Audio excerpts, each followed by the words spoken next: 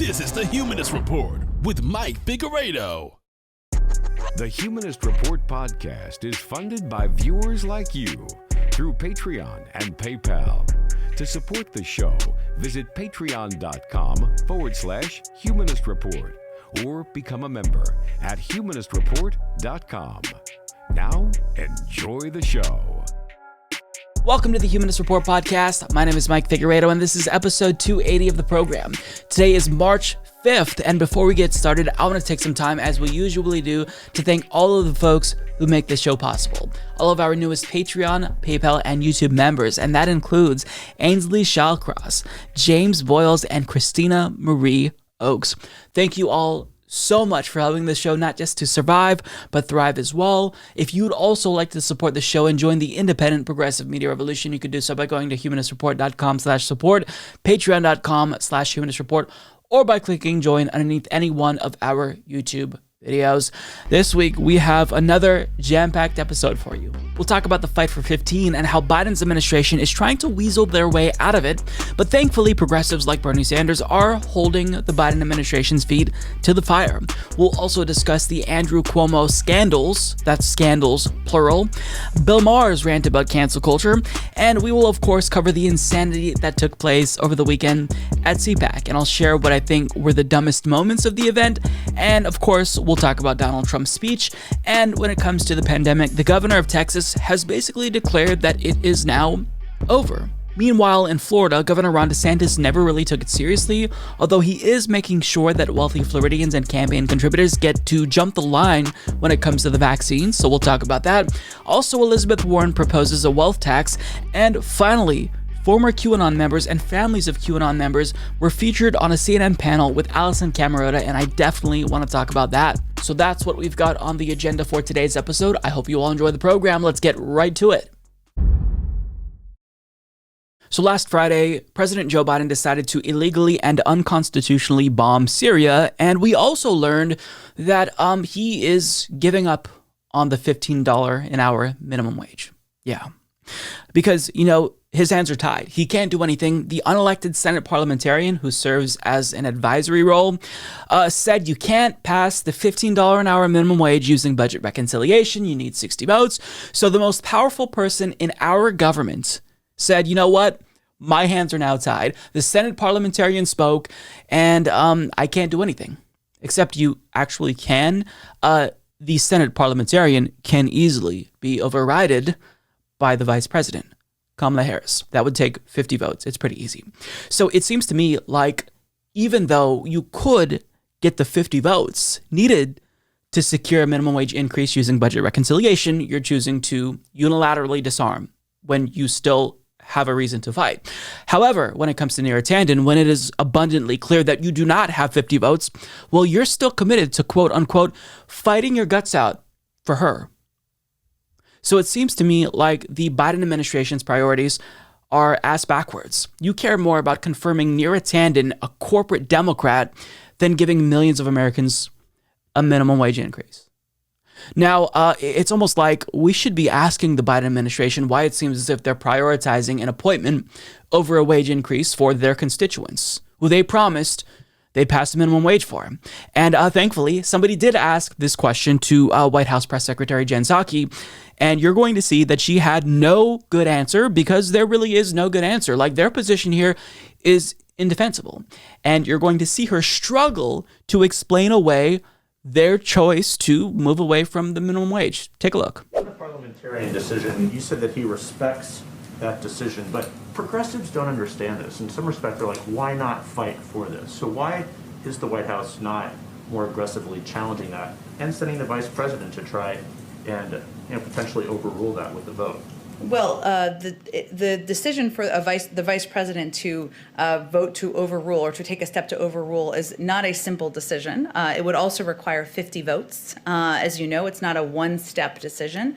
And the president and the vice president both respect the history of the Senate. They are both formally served in the Senate, and that's not an action we intend to take. But The president is committed to raising the minimum wage, to working to determine the best vehicle forward to doing that. That's why he put it in the package. He wants it to be raised to $15 an hour, and he will be in touch with leaders from all wings of the party in determining the best path forward for that.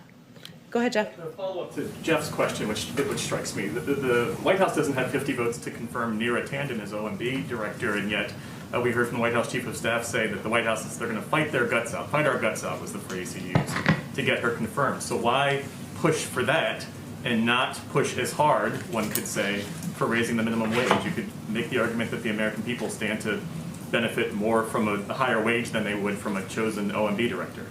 Well, I think that's mixing a few things kind of irresponsibly, if I'm just being totally honest. I would say on the minimum wage, the president included a raise of the minimum wage in his package because he felt strongly that it's long overdue, that men and women working hard, trying to make ends meet, shouldn't be living at the poverty level. That's why he put it in his package.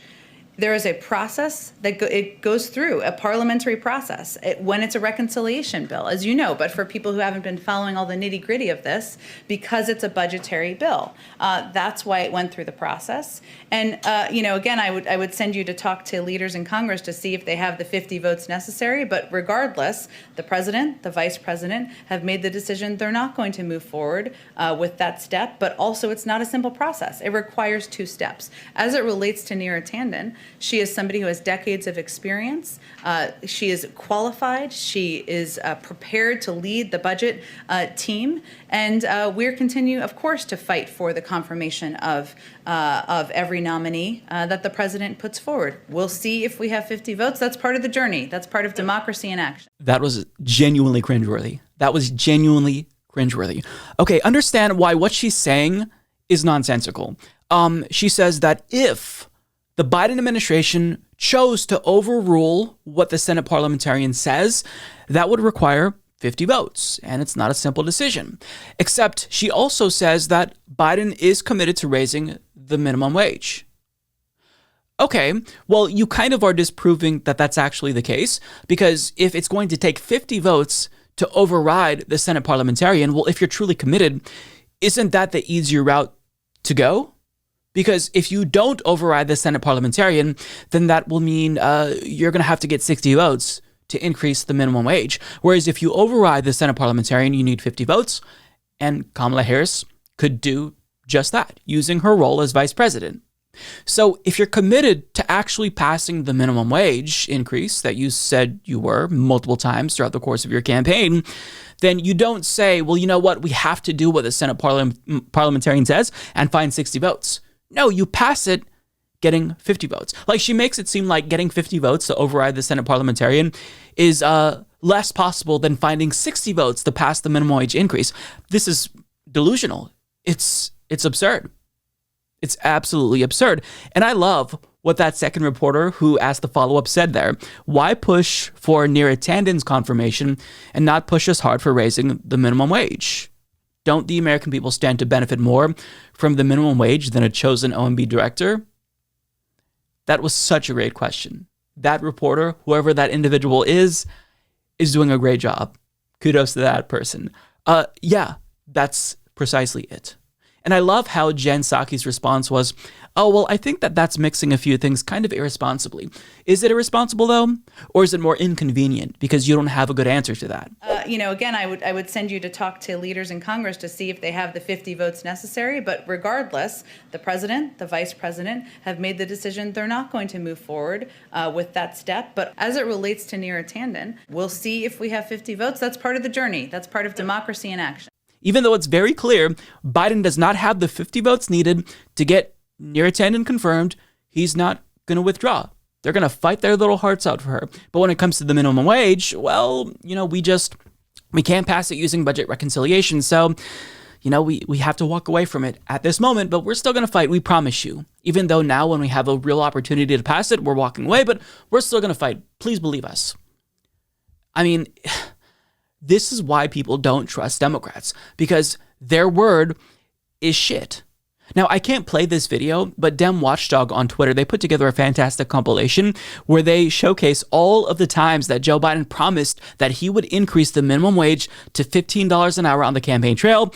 And now immediately he is already walking back that promise. You see, it's not that Joe Biden's hands are tied here and that he has no route to getting this done if he truly wants it done. It's that he probably doesn't actually want to increase the minimum wage to $15 an hour. Now, I'm speculating about his motives here, but he can prove me wrong by fighting for this. It seems like the minute he found an out, a convenient excuse, he chose to take it because he doesn't actually want to raise the minimum wage. But I want to read an article by David Sirota that he wrote for the Daily Poster titled "Stop Pretending Biden is a Powerless Bystander," because this narrative is absolute horseshit. Now, in this article, David Sirota explains how presidents can use the power that they have to affect the legislative process in a really meaningful way. And he cites Lyndon Johnson's fight for Medicare as an example.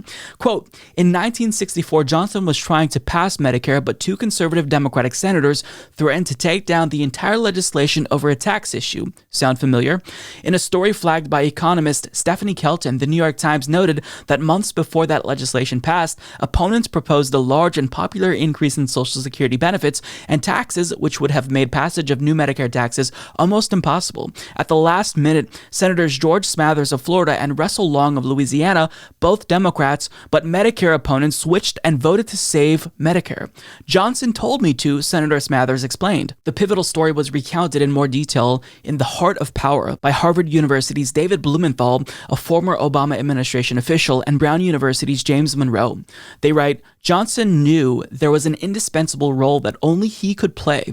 He could best publicize the idea, build support, jawbone interest groups into line, and organize and lobby the congressional coalition. When reporters asked Senator George Smathers why he had switched his vote and salvaged the administration's Medicare proposal in 1964, he responded simply, Lyndon told me to. Presidents win complicated reforms by doing what the office of the presidency is uniquely designed for, publicizing and persuading. There is, of course, a danger at the other extreme, that of the disengaged executive. The president chooses his analysts, gives them directions, and decides when the debate is over. The staff always knows when the boss has lost interest, and the issue, no matter how well staffed, is probably doomed. So the moral of the story is that whether or not the minimum wage hike lives or dies will hinge entirely on Joe Biden and Joe Biden alone. He is the president of the United States. He can use his influence. He could use his bully pulpit to get this accomplished if he actually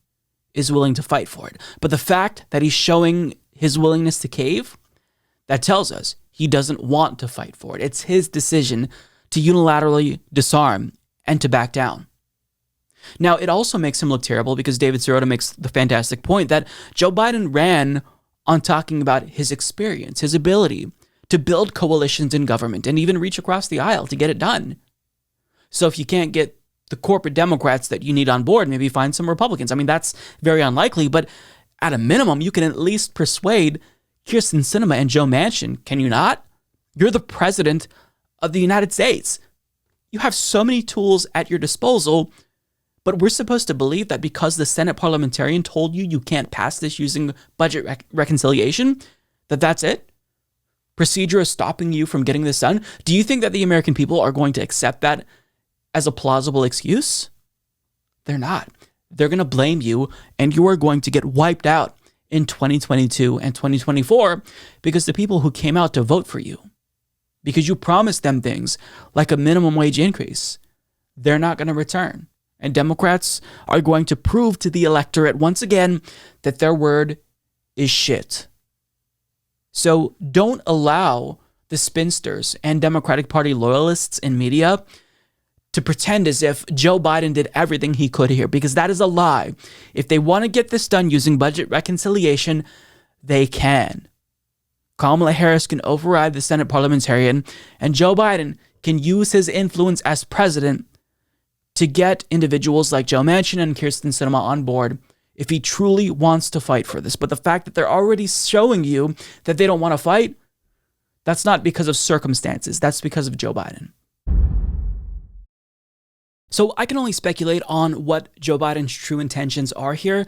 I don't actually think that he wants to increase the minimum wage to $15 an hour. I think that he only made this promise on the campaign trail because if he didn't promise at least a $15 an hour minimum wage, he wouldn't have been viable during the Democratic Party primary. So I think he probably just said what he needed to say to advance. But now you can tell that he's looking for any excuse he can possibly find to not fight for the $15 an hour minimum wage. I mean, even before the Senate parliamentarian made her recommendation, he was already privately signaling to governors that he wasn't going to have the votes needed to pass the $15 an hour minimum wage.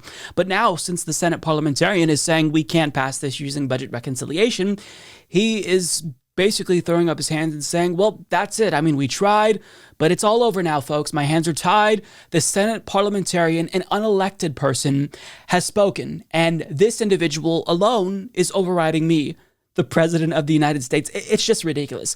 And it's not an excuse that voters of the Democratic Party are going to accept come 2022.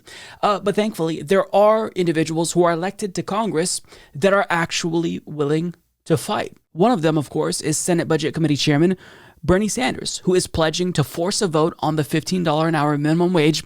And he's saying, we're going to ignore the Senate parliamentarian. So as Alexander Bolton of The Hill reports, Sanders on Monday declared he would not back down on his signature wage initiative after Senate parliamentarian Elizabeth McDonough ruled last week that a provision setting the minimum wage at $15 an hour would not be eligible under special budget rules Democrats are using to avoid a filibuster while passing their coronavirus relief bill. My personal view is that the idea that we have a Senate staffer, a high-ranking Senate staffer, deciding whether 30 million Americans get a pay raise or not is nonsensical. We have got to make that decision, not a staffer who's unelected. So my own view is that we should ignore the rulings, the decision of the parliamentarian, Sanders told reporters. Sanders said he will force a vote on an amendment raising the federal minimum wage this week. And that right there is exactly what I want to see. I want to see leftist members of Congress actually fight. Because to just accept that there's nothing left that can be done is absolutely preposterous. I think that David Sirota made a phenomenal point in a new article for the Daily Poster. He said that these issues, historically, whatever a president is choosing to focus on, like that really determines whether or not that issue lives or dies. Presidents alone can use their bully pulpit to elevate the salience of particular issues, determine how important that issue is. So if Joe Biden doesn't think a federal minimum wage increase of $15 an hour is important, he could just lose interest in it and that issue would die because the president is choosing to move away from that. So we can't let that happen. And that means you have to keep the pressure on, but not just in the Senate. In the House as well. And I think that elected members of Congress in the House, namely members of the Squad and newest members, they are not backing down here. And as Hannah Trudeau of the Daily Beast reports, minutes after the Senate parliamentarian advised against keeping the proposed $15 minimum wage hike in the American Rescue Plan, key House Democrats formed a group chat over text message to discuss tactics for pressuring President Joe Biden to keep his crucial campaign pledge. On Friday evening and into the weekend, prominent progressives took to cable news to criticize what they consider to be a bureaucratic hurdle to moving the country past stagnantly low wages. Senator Bernie Sanders, the chairman of the Senate Budget Committee, told CNN's Anderson Cooper that the decision was upsetting. Representative Alexandria Ocasio-Cortez said on Mehdi Hasan's inaugural segment on MSNBC that they should override the parliamentarian, asserting that constituents and people across this country put Democrats in power to raise the baseline wage. After a weekend of activity, Ro Khanna sent a one-page letter with 22 Democrats early on Monday, including those involved in the text exchange, and other top members like Ocasio-Cortez, to Biden and Vice President Kamala Harris, calling on them to refute McDonough's recommendation. Overruling the parliamentarian would go against long-standing Senate norms, but it is not without precedent. Khanna's letter cites a moment when in 1967, former Vice President Hubert Humphrey bucked the rules authorities' guidance to reduce the filibuster threshold from 2/3 of those present to 3/5, among other instances. Some progressives are now turning their attention specifically towards Harris to do so, who could ultimately overturn McDonough's stance. And this is exactly what I want to see. And I think that focusing their attention on Kamala Harris specifically is really important because Kamala Harris, she's always tried to pretend as if she's more progressive than other corporate Democrats, but in actuality, she's not. She is someone who is a neoliberal corporate Democrat. She backed away from Medicare for All. She has a history of jailing poor black and brown folks for not sending their kids to school or smoking weed. So this individual, if she truly wants anyone to think that she's actually a progressive and not a fraud, now is the time to put up or shut up. Use the power that you have to override the Senate parliamentarian. And if you don't act here, you're telling us that you don't actually support a $15 an hour minimum wage. You're telling us that when you run in 2024 or 2028, anything that you say is bullshit, because whatever you run on, that's just campaign promises that you will abandon the minute it becomes politically expedient or convenient. You'll use any excuse imaginable. So keeping the pressure on them is absolutely key in this moment. Because again, if Joe Biden chooses to give up on this issue, then as the president, what he says usually goes. So we can't let that happen. We have to maintain pressure, and we have to make sure that elected progressives do not stop fighting. Because the minute they accept Joe Biden's lame excuses that, oh, I can't pass this because the Senate parliamentarian said so, that's when this issue dies. So progressives like Bernie Sanders and the squad, they have to keep this alive. And I'm glad that that's what they're doing. Does anyone remember when Bakari Sellers tweeted out, "Y'all almost had Cynthia Nixon. This is why experience matters"? Because I certainly remember that hot take. Does anyone remember the Cuomo sexual phenomenon? Or when liberal satirist Randy Rainbow made a song literally glorifying Andrew Cuomo, professing his love for Andrew Cuomo? I guess I'm saying I love you so. Oh, Andy. I've given up trying to understand the way that liberals think. The reason why I'm bringing this up is because turns out Andrew Cuomo is bad, actually. He's as bad, if not worse, than the left and progressives said he was. And now a third accuser has come out accusing Andrew Cuomo of sexual harassment. But before we get to that story, I want to talk about the lead up to this giant scandal that he's now involved in, because a lot has taken place over the course of a couple of weeks. And it's basically snowballing. And now there are literally calls for Andrew Cuomo to resign, like he was the presumptive 2024/2028 Democratic Party nominee, and now we're seeing his career implode. So as Daniel Moranz of HuffPost explains, New York Governor Andrew Cuomo has had a rough couple of weeks. His decision early in the pandemic to force nursing homes to accept COVID-19 positive patients morphed into a national scandal when it emerged that Cuomo's administration hid the number of deaths in those facilities. A browbeating phone call to Ron Kim, a Democratic state assemblyman, generated a new round of negative headlines about his well-known penchant for bullying. On Wednesday, Lindsey Boylan, a former aide, accused Cuomo of sexual harassment. And on Saturday, a second former aide, Charlotte Bennett, accused Cuomo of sexual harassment as well. It's a stunning fall from grace for a governor whose daily televised press conferences during the pandemic won him an Emmy Award and the adoring moniker America's Governor. Media outlets fawned over him, and in a telling display of arrogance, he wrote a book about his leadership in the fight against COVID-19 only months into a pandemic that is still raging. And fast forward to now, and it's only getting worse, because a third accuser, as I stated earlier, has come forward and alleged that he made unwanted sexual advances and very inappropriate over-the-line behavior. And this behavior was actually captured on photo, the photo that you're seeing right now of him grabbing this woman's face. And even before we heard about the story from the third accuser, there have been calls for him to resign, as the investigation into these allegations of sexual harassment are now being looked into. So as Reed Wilson of The Hill reports, New York Democrats are putting pressure on Governor Andrew Cuomo to leave office in the middle of mounting scandals over his personal and professional conduct. The state's Attorney General Letitia James said Monday she had received the authorization to investigate allegations of sexual harassment leveled against the governor last week by two female former employees and would make her findings public.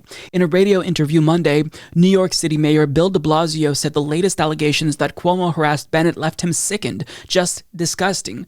Creepy, de Blasio said. Asked in a press conference later that day if Cuomo should step down, de Blasio responded, if someone purposefully tried to use their power to force a woman to have sex with them, of course that's someone who should no longer be in public service. Cuomo said late Sunday he had not intended to offend or cause harm in his remarks to Bennett. He acknowledged that what he termed being playful and making jokes may have been misconstrued. Oh, is that so? They may have been misconstrued. In the Me Too era, you're doing all of this and you didn't think about the way that your actions would be construed? I mean, is this really an excuse that anyone is going to accept? So you have the mayor of New York City calling on the governor of New York to resign, inadvertently, in a non-explicit way, but nonetheless, he's heavily implying that Cuomo should resign. And on top of that, you have top Democrats such as Nancy Pelosi saying the sexual harassment allegations against him are, quote, credible. And now his political career is falling apart. And for once, perhaps in his entire life, he's actually being held accountable for his actions. So this is still a developing story. By the time you see this video, perhaps more accusers come forward, more details emerge regarding different scandals.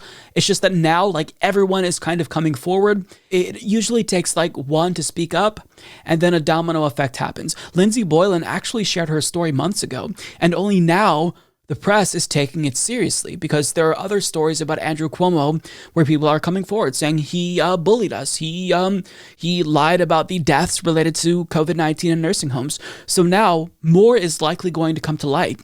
Now let's wait and see if there's actually going to be any accountability. Sure, he's being held accountable in the public's eye for now, but what we really need to see is pressure for him to resign, because someone who has done all of this, abused their power, should not hold elected office. So he needs to do the right thing and resign. Will he do that though? I don't think so. Nonetheless, let's keep the pressure up. And if more people have stories, I hope that they do share that, because I think this is important. I think that this matters. Accountability matters. So for those of you unaware, CPAC took place over the weekend, and it was, I think, probably more unhinged than it usually is. To say that people gave bizarre speeches where they said really stupid things, that's just kind of what we expect from CPAC. But I mean, this year, more so than other years, I think, it demonstrates how crazy the Republican Party has gotten. And there were a lot of really bizarre moments, a lot of compilations that I could put together, but I'm going to focus on the leader of the Republican Party's speech, Donald Trump, because he returned and his speech was exactly like his other speeches. He did not get new material. He said the same exact thing. And this wasn't necessarily a conference for conservatism. Rather, it was a church, if you will, intended to worship Donald Trump, as evidenced by this literal golden statue of Donald Trump that people took pictures by. So this is a cult. This is a pro-Trump cult. This is not about the conservative ideology. This was a conference about the future of Donald Trump's Republican Party. Now, there were a couple of moments that stood out to me when he made his speech, even though it was pretty mundane and dull. He said everything that Trump supporters wanted him to say. He played the greatest hits. But unsurprisingly, he still is reciting the lie that he won this last election. We won the election twice. I mean, think about it. Twice. This lie literally incited a violent insurrection, and he's still saying it. So he is completely irresponsible. He doesn't care at all. Him saying this got him impeached. Not convicted, but it got him impeached. And he's still saying it. Not necessarily surprising, but it still is disgusting. And even if he's not president any longer, I don't think he should get a pass for lying about democracy, especially if it has very dangerous ramifications. Now, one thing that he said, it stood out to me. It was really interesting because this was actually a little bit surprising. He shot down this idea that he's starting a brand new party. We're not starting new parties. They kept saying, he's going to start a brand new party. We have the Republican Party. It's going to unite and be stronger than ever before. I am not starting a new party. That was fake news. Fake news, no. Wouldn't that be brilliant? Let's start a new party and let's divide our vote so that you can never win. No, we're not interested in that. That is actually interesting to me. I didn't think he'd be aware about the repercussions of him starting a new party, because obviously, at least in the short term, that would split the conservative votes and lead to more Democratic Party victories. So I feel like he didn't come to this conclusion, even though it's pretty obvious, on his own accord. I feel like somebody told him that this would be the result because he doesn't like the Republican Party. And in more clips I'm going to show you, he takes aim at people in the Republican Party. So I think it's evident that he wants to start something new, but he probably also realizes that you don't have to start a new party to be the leader of a party. Even if you're not the president, you are still in control of the Republican Party. Now, take a look at what he said when he heavily hinted that, or what happened when he heavily hinted that he'd be running again in 2024. The crowd absolutely went wild. But who knows? Who knows? I may even decide to beat them for a third time, okay? Beat them for a third time.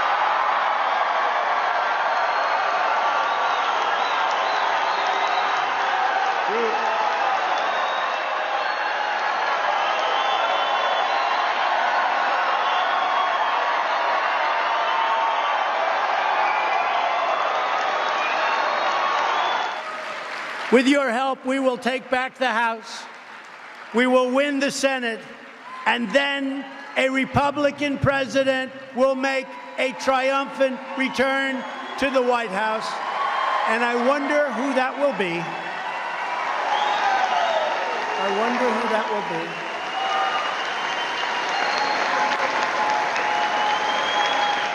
They still love him. This is still Donald Trump's party. CPAC proved beyond a shadow of a doubt that the Republican Party is the Patriot Party. The Republican Party is Donald Trump's party. Now, if you look at a straw poll from CPAC, Donald Trump gets more than 50% of the Republican Party base, at least of attendees there, but other polls show him doing even better.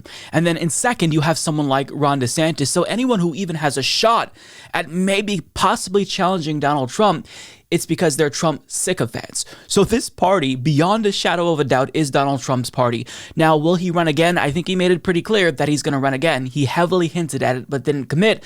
And I think that he knows if he formally announces a run, then that raises some issues there. You can't coordinate with your super PAC once you've announced because that's illegal.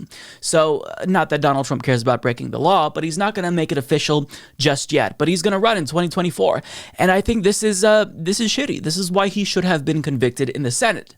Because the impact that he has on political discourse is terrible. He's toxic. He's divisive. He, in this last year, showed that he's a full-blown authoritarian. He would have stolen this last election from Joe Biden had he been able to actually do that. Had he gotten enough Republicans in state parties across the country to actually do his bidding. Like, this is an individual who pressured the Georgia Secretary of State to just find the votes needed for him to steal that state. Like, this is an authoritarian. So the fact that he's running again, needless to say, this doesn't bode well for the health and longevity of our democracy. And I love how he throws in there, I may decide to beat the Democrats for a third time. Like, he's incapable of admitting that he lost.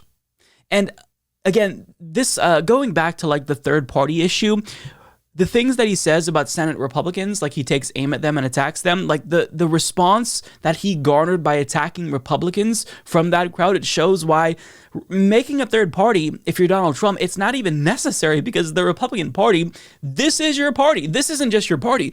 This is your cult. So take a look at what he said about some Republicans. Democrats don't have grandstanders like Mitt Romney, Little Ben Sass, Richard Burr, Bill Cassidy, Susan Collins, Lisa Murkowski, Pat Toomey.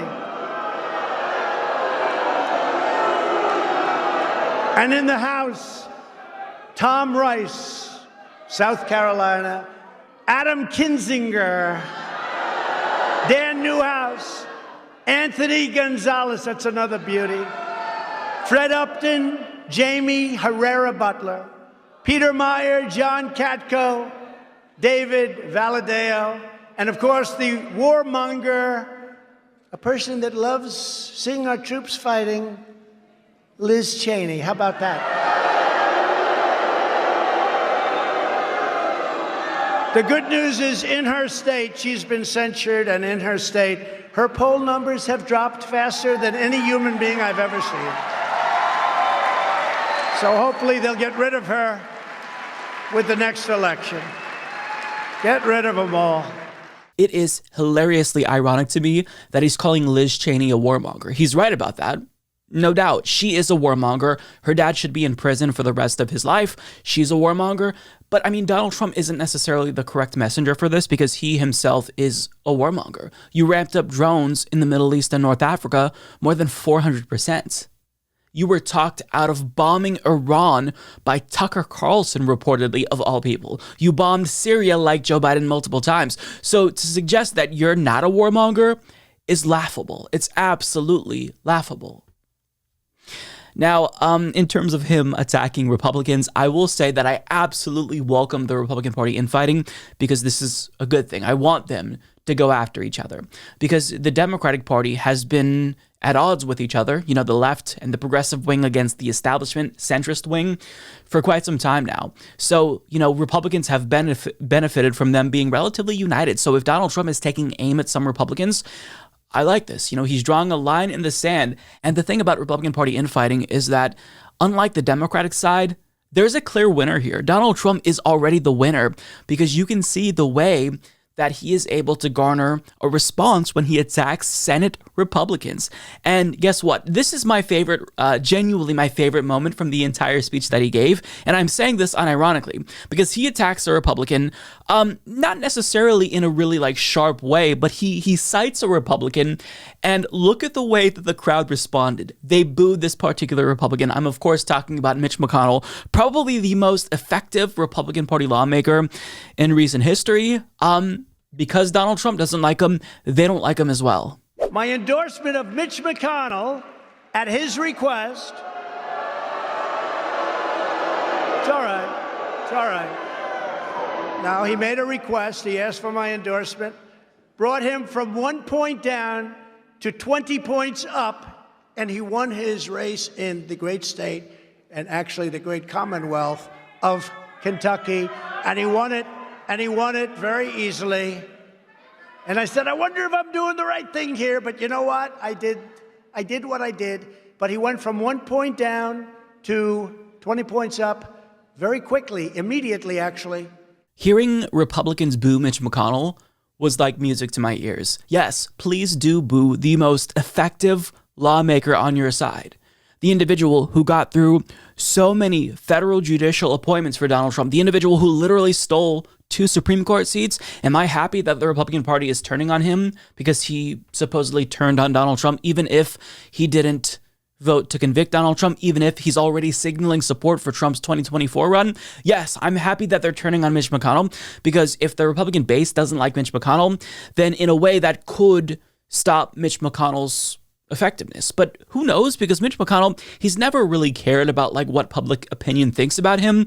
I mean, if he did, then he would be less shameless in the way he is like destroying our country and perpetuating this late-stage capitalist dystopian hellhole that we're living in currently. But the fact that they're turning on Mitch McConnell, like they're cutting off their noses despite their faces, and I love it. This is a good thing.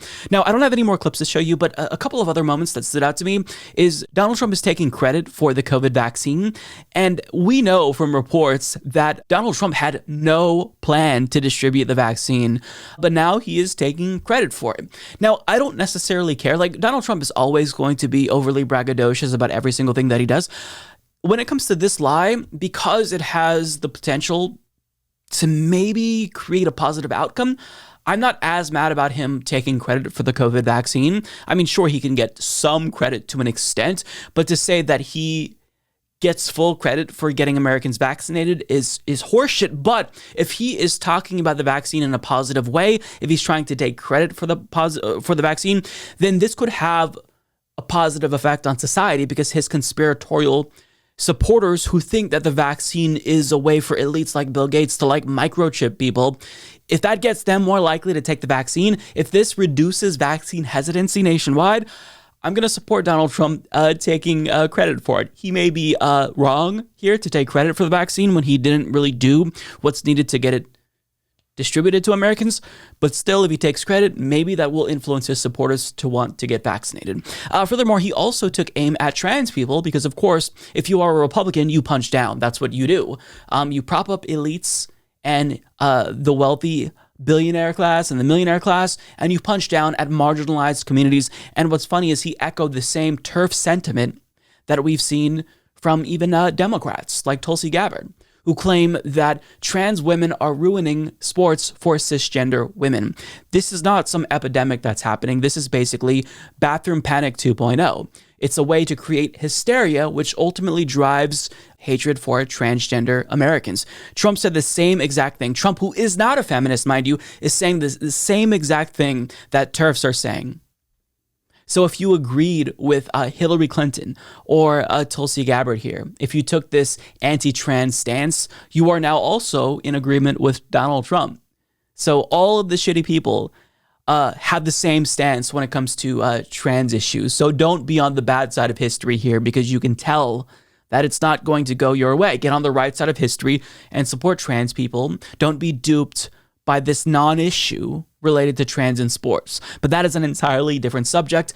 I just wanted to share some of what I think are the moments that aren't necessarily crazy. They just, they stood out to me. You know, anything that Donald Trump says, it doesn't really surprise me, because I think, like everyone, I've become desensitized. But one thing that is absolutely 100% crystal clear to me, beyond a shadow of a doubt, is Trump is still in control of the Republican Party. This CPAC speech, it wasn't necessarily anything new for Donald Trump. It just kind of reaffirmed that what was obvious is still true. He's still in control. He's still the standard bearer for the Republican Party. And they absolutely love him. And they don't just love him, they worship him in some weird ways. So I wanted to present what I believe were the dumbest moments of CPAC 2021. This is in no way a comprehensive list. There were a lot more dumb moments that aren't going to be discussed in this video, and this isn't necessarily in any particular order. Nonetheless, this is what I think are the stupidest moments. We'll start with Ted Cruz. Freedom! Okay. He also joked about his trip to Cancun. God bless CPAC. I gotta say, Orlando is awesome. It's not as nice as Cancun.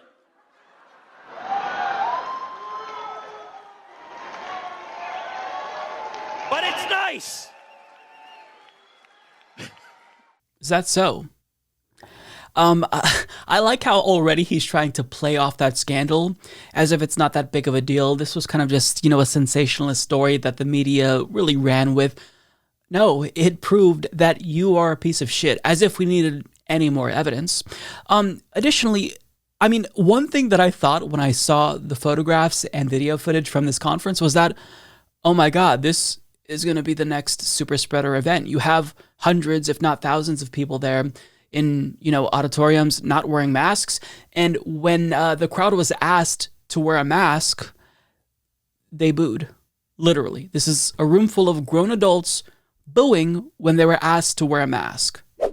Well, as Dan mentioned, we are in a private facility, and we do want to be respectful of the ordinances that they have as their private property. So please, everyone, when you're in the ballroom, when you're seated, you should still be wearing a mask. So if everybody can go ahead, work on that. I know it's not the most fun. You have the right. You have the right to set the own rules in your own house, and we're borrowing somebody else's house. So we need to comply with their rules. So thank you all for putting on your masks. I wear a mask when I'm in the halls, and we're going to comply with their rules. Thank you, everyone. Have a good conference. Now, I'm not sure if you heard it or not, but one person literally yelled freedom when they were asked to wear masks. And no, we're not talking about this dipshit. Freedom! Imagine thinking that you're literally losing your freedom by being politely asked to wear a piece of cloth over your mouth and nose during a pandemic. These folks are not serious people. They're just not. And you have a literal Republican lawmaker who's in a position of power applaud the state of Florida for pretending as if, the pandemic, it's not even a thing. What, coronavirus? What's that? I want to tell you the truth. It is great to be in Florida where you guys are normal, you're open, I don't have to wear a mask anymore. That's so much better than California. You see, according to Republicans, it's actually normal to pretend as if pandemics aren't a thing, even when we're living through them. That's what's normal to them. You know, you walk around and you don't see anyone wearing masks and you don't have to wear a mask. It feels normal here. Really? The thousands of deaths don't make you think, maybe things aren't so normal. I mean, these are children. They think like children, and that's kind of an insult to children because I think that most children are more reasonable than Republicans. I see children wearing masks at the grocery store, and they don't seem to put up a fight. They don't seem to have an issue with it. It's only Republicans who have an issue with it because they claim that it impedes on their freedom to wear masks during a pandemic. Now, switching gears, I want to talk about the Fox News guy who once said that he never washes his hands. He is going to prove how he really has his finger on the pulse and how Republicans really are the party of the working class because he talks to normal Americans. And these are the issues that normal Americans actually care about. I sit down with a school teacher or a construction worker or a small business owner or a cook at a restaurant or the waitress at the restaurant we're at. And they're not talking about esoteric things that the Ivy League talks about or MSNBC talks about. They're talking about the Bible and faith and prayer and their family, hard work, supporting the police, standing for the anthem, the First Amendment, the Second Amendment, the 10th Amendment. It's apparent to me that this dude has never spoken to a normal person in his entire life. Nobody talks about these things.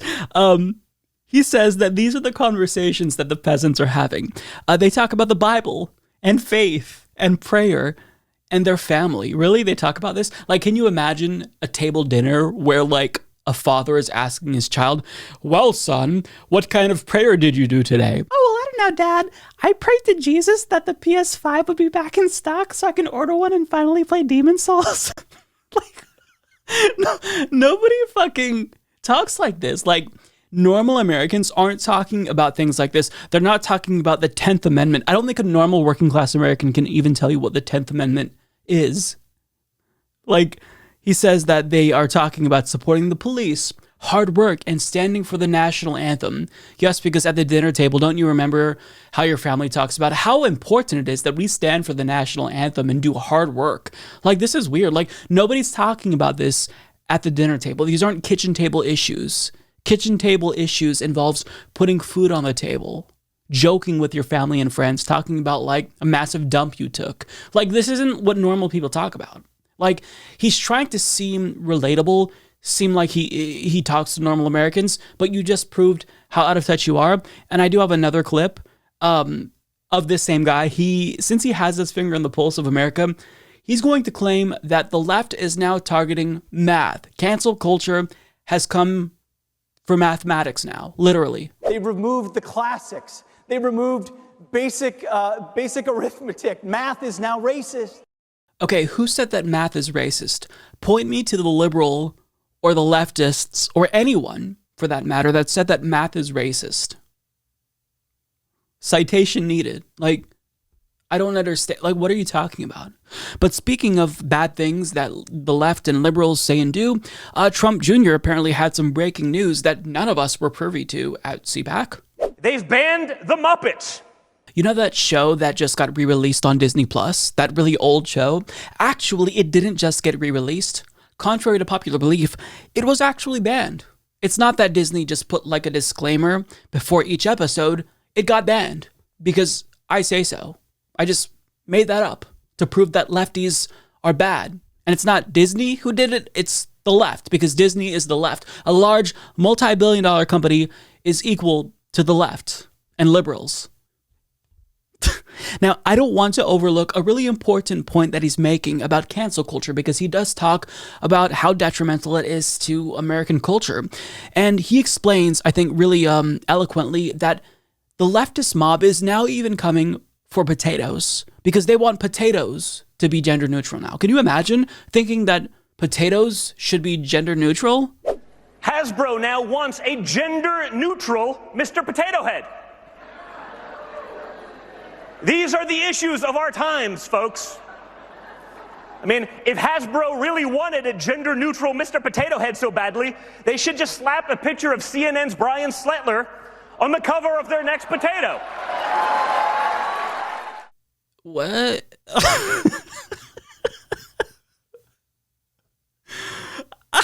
I don't even know what to say. Like, what? Look, at risk of sounding like an SJW, potatoes, much like all vegetables, are quite literally gender neutral because potatoes don't have genders. Perhaps you could find one that's shaped like a dick, or if you put two of them together, they look like balls, but potatoes don't have genders. So it's not really that outrageous that Mr. Potato Head is now Potato Head. And like, this begs the question, does anyone actually care about this? Does anyone actually feel any sense of outrage or delight from the news about the Potato Head bullshit? Who cares? Like, the only folks who I see concerned about this are the Republicans who are using this as an example that the left's cancel culture has now come to Potato Head or Mr. Potato Head or Mrs. Potato Head. Nobody cares about this. I don't know a single person who even knows that this is news. It's not actually news. It's a non-story, but because, you know, Fox News is so desperate to find any and all examples of cancel culture because that's what they're all about lately. I think it's Jim Jordan who actually called for hearings on cancel culture. Well, now this is their mission. They don't know what else to talk about. They can't talk about the working class, raising wages, or giving workers, you know, unions. They can't talk about providing healthcare to Americans. So they are focusing on these culture war bullshit issues that don't have any meaning whatsoever. And he threw in a dig on Brian Stelter of CNN. And I genuinely am confused. Like, I don't get the joke. Is the joke that he looks like a potato, like his head is shaped like a potato? Or is the joke that Brian Stelter doesn't have a gender and that, like, his gender is amorphous? Like, I don't get it. And Trump Jr., like, he tries to be funny all the time, but it just comes off as cringeworthy. Like, do we remember, I think it was like CPAC 2019, where he had this weird exchange with Jerry Falwell Jr., where he was talking about, like, how delicious cows are, and he threw out that joke, and he was trying to be funny. It was just really weird and bizarre. When my boys always had guns in their hands, so we didn't, that's not something... Hashtag me too. That's not something you teach them. That's something they're born with. But as far as those cows you mentioned, I've got 100 cows. You just let Ocasio-Cortez show up at my house and try to take my cows away. Yes. I love cows, Jerry. They're delicious. Trump Jr. has no charisma whatsoever. He's as dumb as a doorknob, but yet this dude is probably going to be president one day, unfortunately. And I don't want to say that. Like, I don't want to speak that into existence, but we all know it's true. We all know that he is capable of becoming president in the United States of America. Don't pretend like that's not possible. But on the subject of cancel culture, you know, one individual decided to make a really valid point that nowadays cancel culture has become such an issue that you can't even incite a violent insurrection without getting canceled any longer.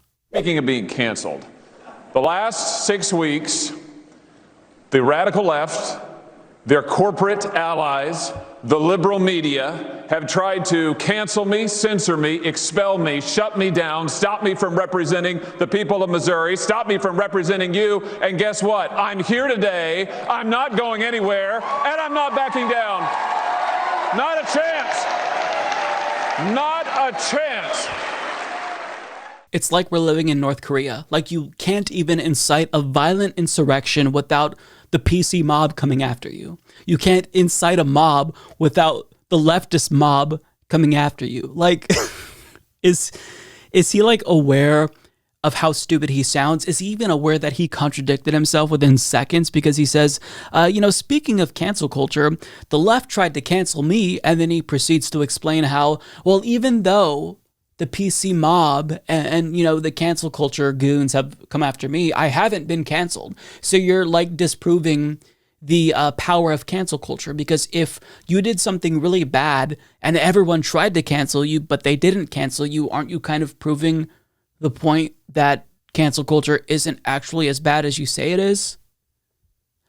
I don't know what else to say about this. CPAC, it's not like I expect a lot of really good takes or valuable insight into the modern conservative mind.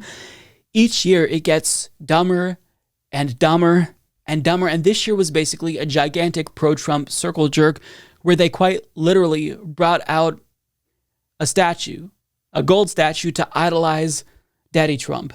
So, if you watch all of these clips and you think to yourself, man, it seems like Republicans are stupid, that's because they are. This is an ideology that is intellectually and morally bankrupt, and they have no ideas that will actually improve society. So what do? They focus on owning the libs. They focus on like weird culture war bullshit that isn't actually even important, like cancel culture stuff, Mr. Potato Head. And they produce nothing of value. This is all just like noise. It's them being divisive. And it's nothing more than a circle jerk. But of course, I will not miss an opportunity to shit on them because somebody's got to make fun of them. And I humbly accept that as my job, I guess, because why not? For a second, I almost forgot that the smug, elitist, limousine liberal Bill Maher existed until I saw one of these segments from his show appear in my YouTube subscriptions feed, and then I remembered, oh yeah, Bill Maher's a thing. And against my better judgment, I clicked, I watched it, and I wanted to just see like if his show had improved at all. And the answer is a hard no. He basically now is comparable to any typical anti-SJW YouTuber that you'd see. Like you could tune into Tim Pool, Dave Rubin, The Quartering, and Bill Maher sounds exactly like them. At least in this segment he did. Because he decided to talk about cancel culture. But he correctly pointed out that, the right, they're really trying to weaponize this issue right now. And, use it to demonize the left. I know that Jim Jordan is calling for hearings into cancel culture, which is absolutely preposterous and a waste of time. But he's trying to say, look, I'm different than the right when they talk about this issue. So here he is trying to distinguish himself from the bad faith arguments using cancel culture that we hear from Republicans.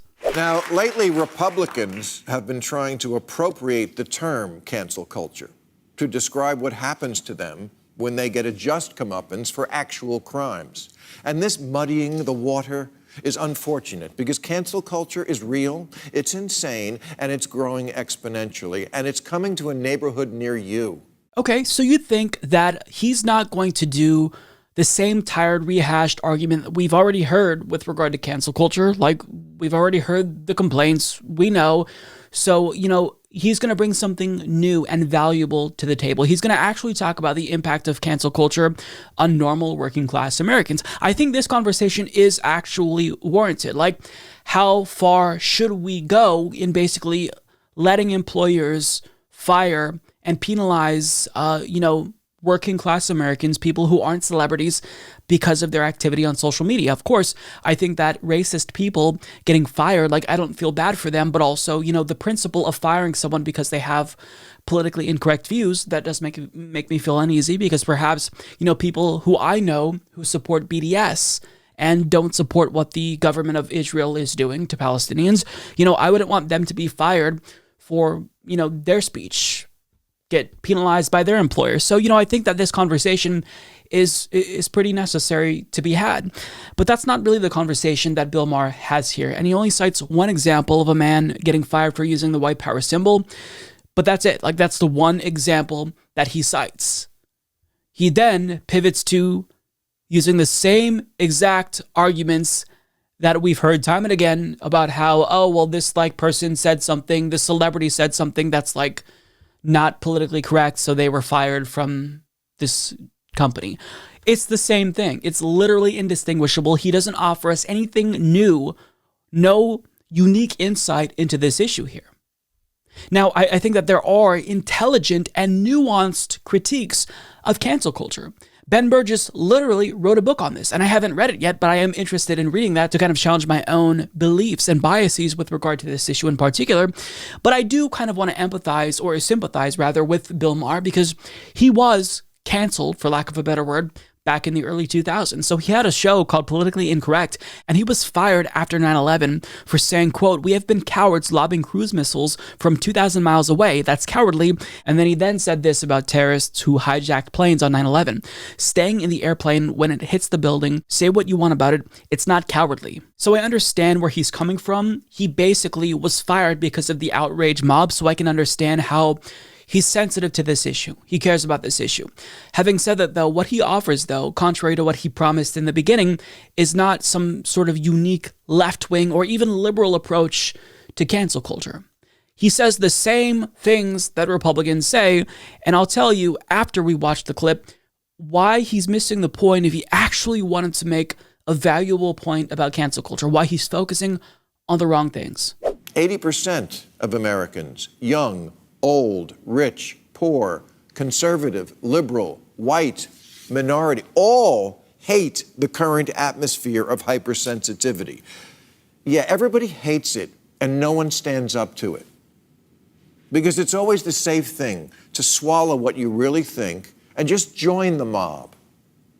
So if someone asks you if Justin Timberlake owes Britney Spears an apology for not being a perfect boyfriend when they were teenagers, just say yes. Easy, as Justin did, issuing an abject apology and then vowing to return sexy back to where he found it. We find out that teenage Justin hadn't become a perfect person yet, and when asked if he had sex with the girl whose big hit was called I'm a Slave for You, said yes. What a cad. Although I truly believe any guy willing to wear matching outfits can't be all bad.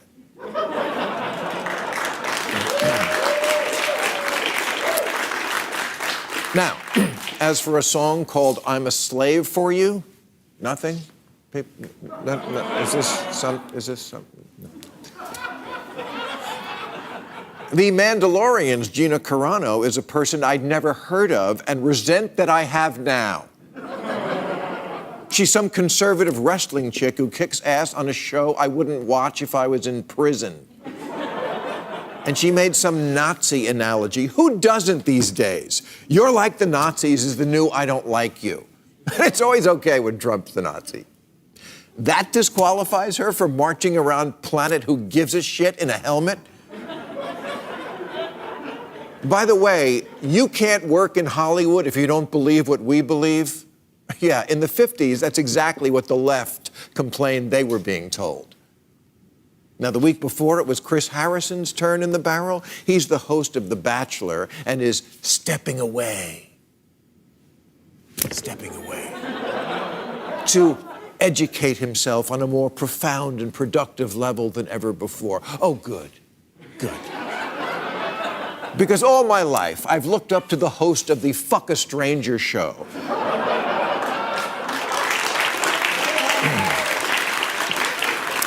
And if I thought I couldn't count on The Bachelor for moral guidance, I don't know if I could go on. And of course, he's not stepping away because he's the host of a televised snake pit where 32 female contestants are trapped in the sorority house from hell. It's because he wouldn't throw one of them under the bus when it came to light that in college she attended a dress-up-like-we're-in-the-old South party, which is not a type of party we should be throwing, in that it winks at a civilization built on slavery, yes. But apparently in 2018, millions of people were still doing it.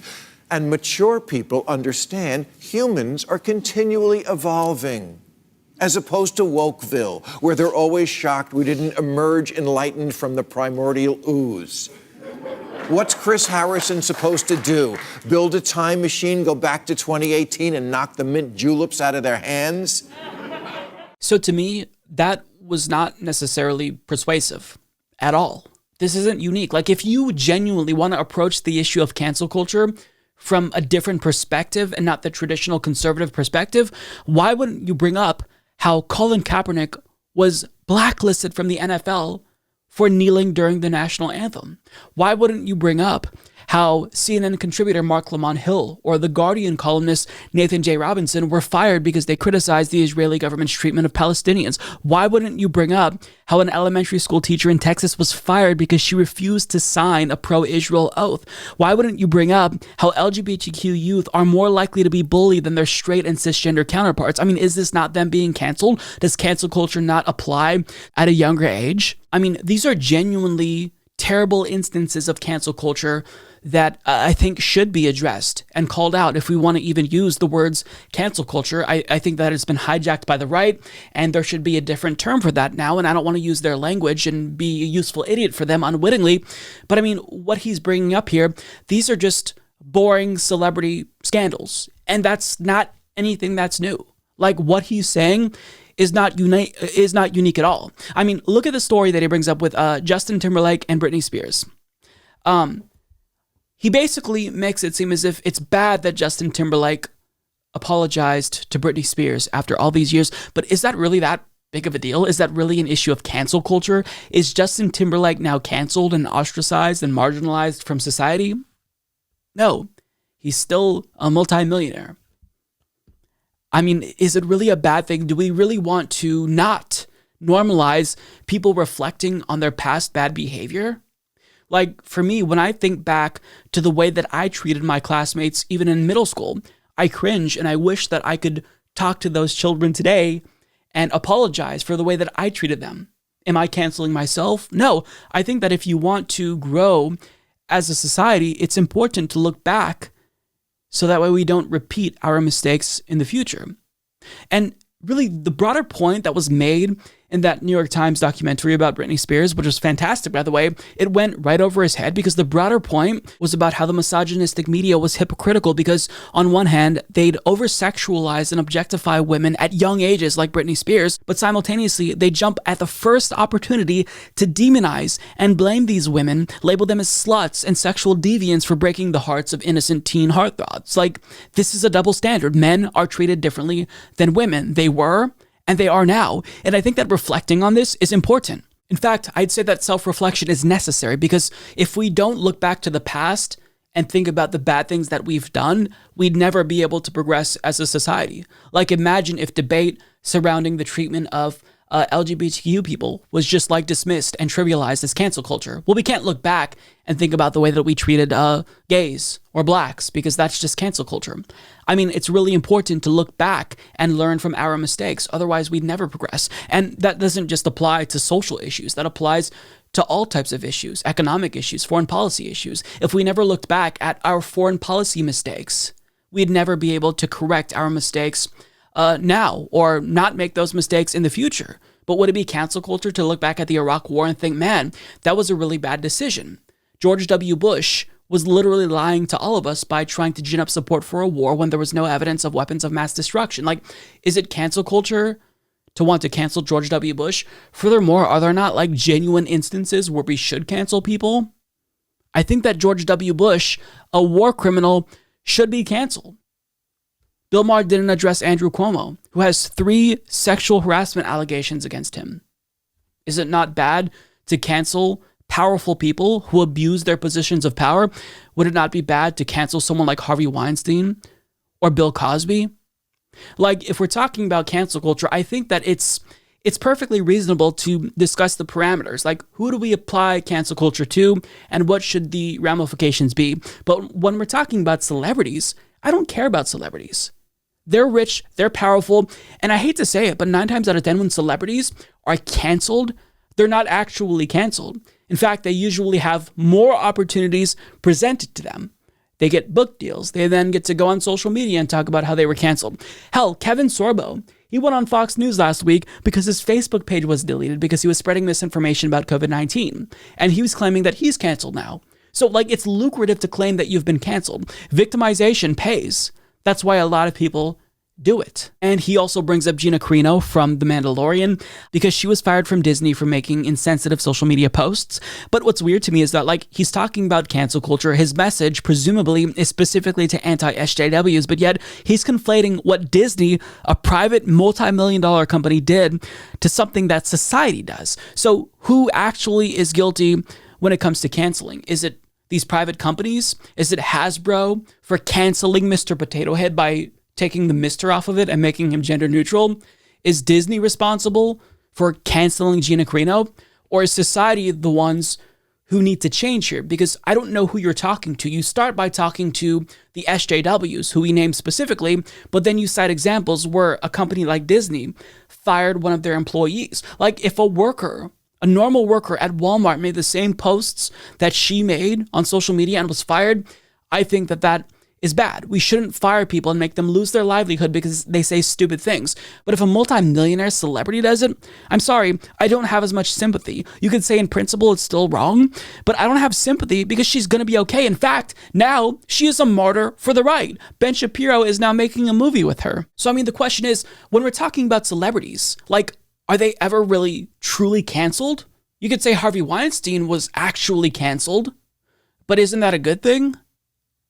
And see, this is the problem. Like, if you're talking about cancel culture as it relates to normal Americans, working Americans, that's a different story. Because if they lose their jobs, that actually does lead to them getting canceled, for lack of a better word, because they then lose their livelihoods. But when a celebrity gets canceled, they're still millionaires. They're still powerful. They still get other gigs. He also brings up the Bachelor host who defended a contestant's racism. Now, again, at the beginning of the segment, he talked about how Republicans are weaponizing this issue. I'm paraphrasing, of course, but then he goes on to use the same exact arguments that Republicans use. Here's the thing. There's always going to be talks of political correctness, and has it gone too far? You know, are we being a little bit too rigorous in the way that we hold people accountable, or too extreme in the way we hold people accountable, rather? And this is always going to be part of political discourse. It's how society grows. And he said it himself, like, as human beings, we're constantly growing and learning. And mature people understand humans are continually evolving. So if that's true, which he's right there, wouldn't you argue that this is all part of the process? Sure, you can say that people get a little bit hasty in canceling sometimes, but I mean, this is all part of the process. I don't think it's inherently bad to look back and say, hey, maybe the media mistreated Britney Spears and Justin Timberlake didn't behave appropriately. Maybe he should apologize to her. Like, is this really a bad thing? Aren't there better issues that you could focus on if you genuinely care about cancel culture this much? And again, I understand why Bill Maher, from his position, cares about cancel culture. But at the same time, I also don't really care that much about him, because even though he was canceled, he wasn't canceled in the traditional sense because his show was canceled, but he has a new show on HBO. He is a multi-millionaire. So, to me, my response usually is cry me a river. I don't care about celebrities who get canceled. This is gossip. This is tabloid bullshit. This isn't actually substantive. It doesn't actually further political discourse. But what Bill Maher does here is he makes the Republican Party's argument for them, who are trying to prop up cancel culture as a serious issue when in actuality they don't really care about cancel culture. They're trying to cancel people. They're trying to cancel leftists. Why doesn't Bill Maher or Republicans speak out against all of the leftist speakers who are disinvited and banned from college campuses? Why hasn't anyone defended Noam Chomsky, who's been blacklisted by mainstream media for over a decade now, probably? Why aren't we actually talking about the real instances of cancel culture where we cancel intellectuals and people who actually are insightful and challenge the status quo? We don't do that. We don't actually defend the people who are canceled, who challenge power. We defend the people, and when I say we, I mean anti-SJW YouTubers and Bill Maher, to be clear. They don't actually defend the people who are canceled, who challenge the status quo, who challenge the powers that be. But when it comes to, celebrities who get fired from their job at Disney, that's when they're willing to, speak up and sound the alarm. It's just, I would take you more seriously, one, if you were consistent here and spoke to other examples, like examples of people like, Nathan J. Robinson, Mark Lamont Hill, elementary teachers not signing, pro-Israel loyalty pledges. I would be more inclined to take you seriously if you focused on that and not like celebrity gossip issues as it relates to cancel culture. So I'll leave that there. Bill Maher is now basically an anti-SJW YouTuber, and he did post this video to YouTube, so welcome to the club, buddy. You can get your video taken down or demonetized, and then you could start a Patreon, and you can make the Dave Rubin bucks, although you're already making that, so I don't even know why you're on this. It's not a grift. Maybe you're just, misled, genuinely. Either way, Bill Maher, still not watchable in 2021. Shocker. Well, it appears as if Joe Biden's pick to lead the OMB, Neera Tanden, has formally withdrawn her nomination.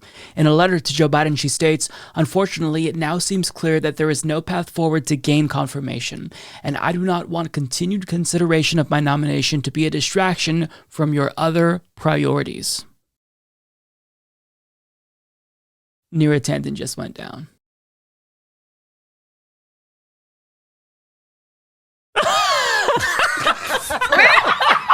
Yeah.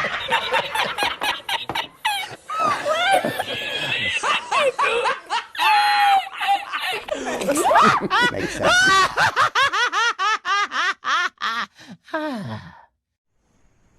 Come on, man. Senator Elizabeth Warren has introduced the Ultra Millionaire Tax Act, which is basically a wealth tax that would, quote, levy a 2% annual tax on the net worth of households and trusts between $50 million and $1 billion, as well as a 1% annual surtax on assets above $1 billion for a 3% tax overall on billionaires. Now, the bill doesn't necessarily have that much support as of yet, and I don't really expect it to get that much support legislatively, although Bernie Sanders is a co-sponsor of this legislation, and in the House, Pramila Jayapal and Brendan Boyle have introduced a companion piece to this legislation. But even though what we're talking about is just a 2% wealth tax effectively, this is apparently super controversial.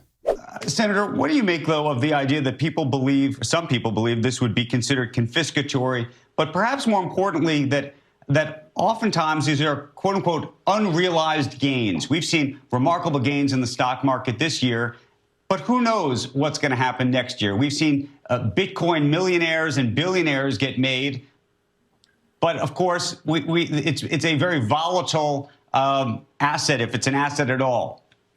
You know, Andrew, I hope you're embarrassed to ask if 2 cents is confiscatory. This is 2 cents. So it gives me absolutely no pleasure to say this, but Elizabeth Warren is absolutely right here. And I don't even want to talk about this because I don't want to give her credit, but she's correct. To say that this is confiscatory is, I don't know how else to put it. You should be embarrassed to ask that question. Is it not confiscatory to exploit the labor of your workers, get rich off of their hard work, and then buy yourself mansions and yachts and Lamborghinis? How are you not asking that question? I'll tell you why. Because CNBC is a network for elites. That's all it is. So that question is absolutely horseshit. And again, she's right to say this isn't necessarily that large of a tax. It's 2%. So what does this look like in practice? Well, Joseph Choi of The Hill actually crunched the numbers, and he finds that would mean Amazon founder Jeff Bezos, the richest person in the world, would face an additional $5.4 billion in taxes if the bill were signed into law this year, according to Bloomberg News. Tesla CEO Elon Musk would pay an additional $5.2 billion, Bill Gates would pay $4 billion more, and Facebook CEO Mark Zuckerberg would see his tax bill increased by about $3 billion. So in total, drumroll please, that would mean that this legislation, if it were signed into law, would cost the top 100 richest elites in America a combined $78 billion. That's it. So Elizabeth Warren is correct. 2% on every dollar is not much to ask, and that's specifically the problem. This isn't good enough. First of all, it's not going to pass. So basically what this is symbolism. So assuming this even gets a hearing, why not opt for Bernie Sanders' 10% wealth tax from his 2020 campaign platform? Because what's going to happen is if this is actually genuinely discussed and debated on, you're not going to get the 2% that you're asking for. So if it gets watered down, wouldn't you rather it be watered down from 10% to 2% rather than 2% to 0.5%, it doesn't go far enough. $78 billion is barely enough to fund, tuition-free public colleges. So if this isn't going to pass, and this is basically political theater, which can be beneficial, why not go bigger here? Why not ask for more? And I know what you're thinking, Mike, what do you want to do? Bleed these billionaires dry? Yes, that's exactly what I want to do. Because we only talk about bleeding them dry or, whether or not we're being too mean when we're actually referring to elites. Because again, we live in a late stage capitalist society. So when workers get paid crumbs and barely have enough to survive, when Walmart schedules their employees just below full time so they don't actually have to provide them by law with healthcare benefits, nobody talks about how, wow, maybe that's a little bit too mean. Maybe that's a little bit too severe. But when we're talking about taxing billionaires 2% on their wealth, well, all of a sudden, that's terrible. We see billionaires like Leon Cooperman literally cry on national television and make it seem as if we're trying to, be too punitive towards elites. But we should be punitive to them. You don't become a billionaire in the United States of America unless you fucked over thousands and thousands of your employees. So Elizabeth Warren is right to introduce the wealth tax, but this is too meager. It's not good enough. A 2% wealth tax is not going to have the transformative change that we actually need in this country. It's not going to solve the issue of income and wealth inequality in this country. It's just not enough. And when it's not even going to pass, why not ask for more? Furthermore, if she actually believed in this, I'm sorry, I've got to bring it up again. Why would you shiv the presidential candidate that actually supported a more comprehensive, more robust wealth tax than this?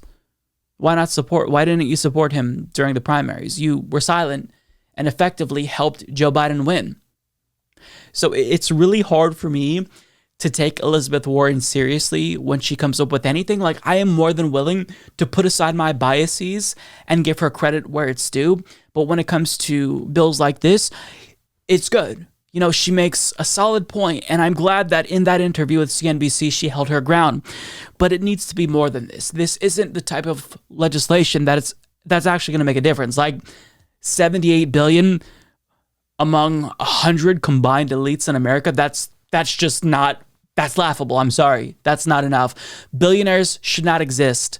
And if this is something that we want to make a reality, so that way nobody has more than $1 billion in net worth, you've got to shoot higher than 2% because that's not enough. I'm sorry.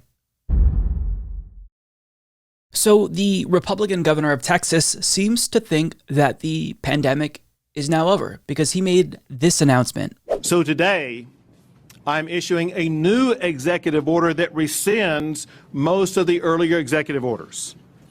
Effective next Wednesday, all businesses of any type are allowed to open 100%.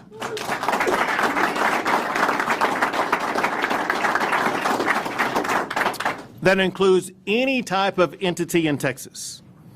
Also, I am ending the statewide mask mandate. Well, cases are down, so that means that we no longer have to wear masks. We no longer need to social distance. Let's just pretend as if it's already over because cases and deaths are down. Yes, cases and deaths are down, and that is a really positive sign. But the pandemic is not over yet. And that right there is precisely how you extend the length of the pandemic. This isn't just about Texas, because Texans may see a surge in cases as a direct result of this action, and then they'll travel to other states, and other Americans will get infected, who will then travel internationally and infect other human beings. This affects the entire human population in a negative way. So thanks, asshole. You are perpetuating the extension of the pandemic. Good job.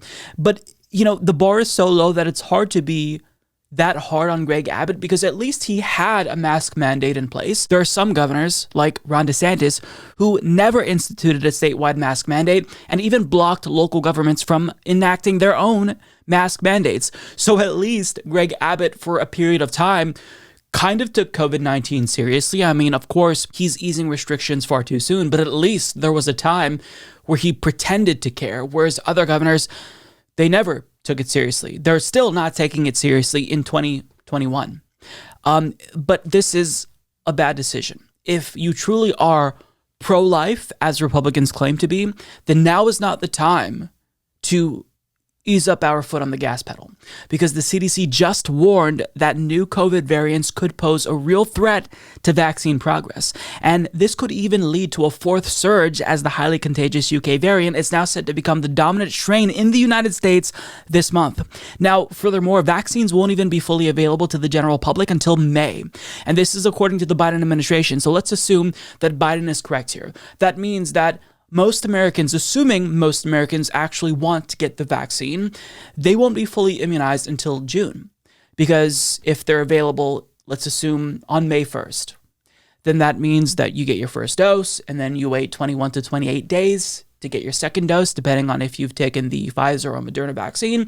And then it takes 7 to 14 days after your second dose to be fully immunized. So we can't even begin to think about most of the population being fully immunized until June, again, assuming that most Americans take the vaccine.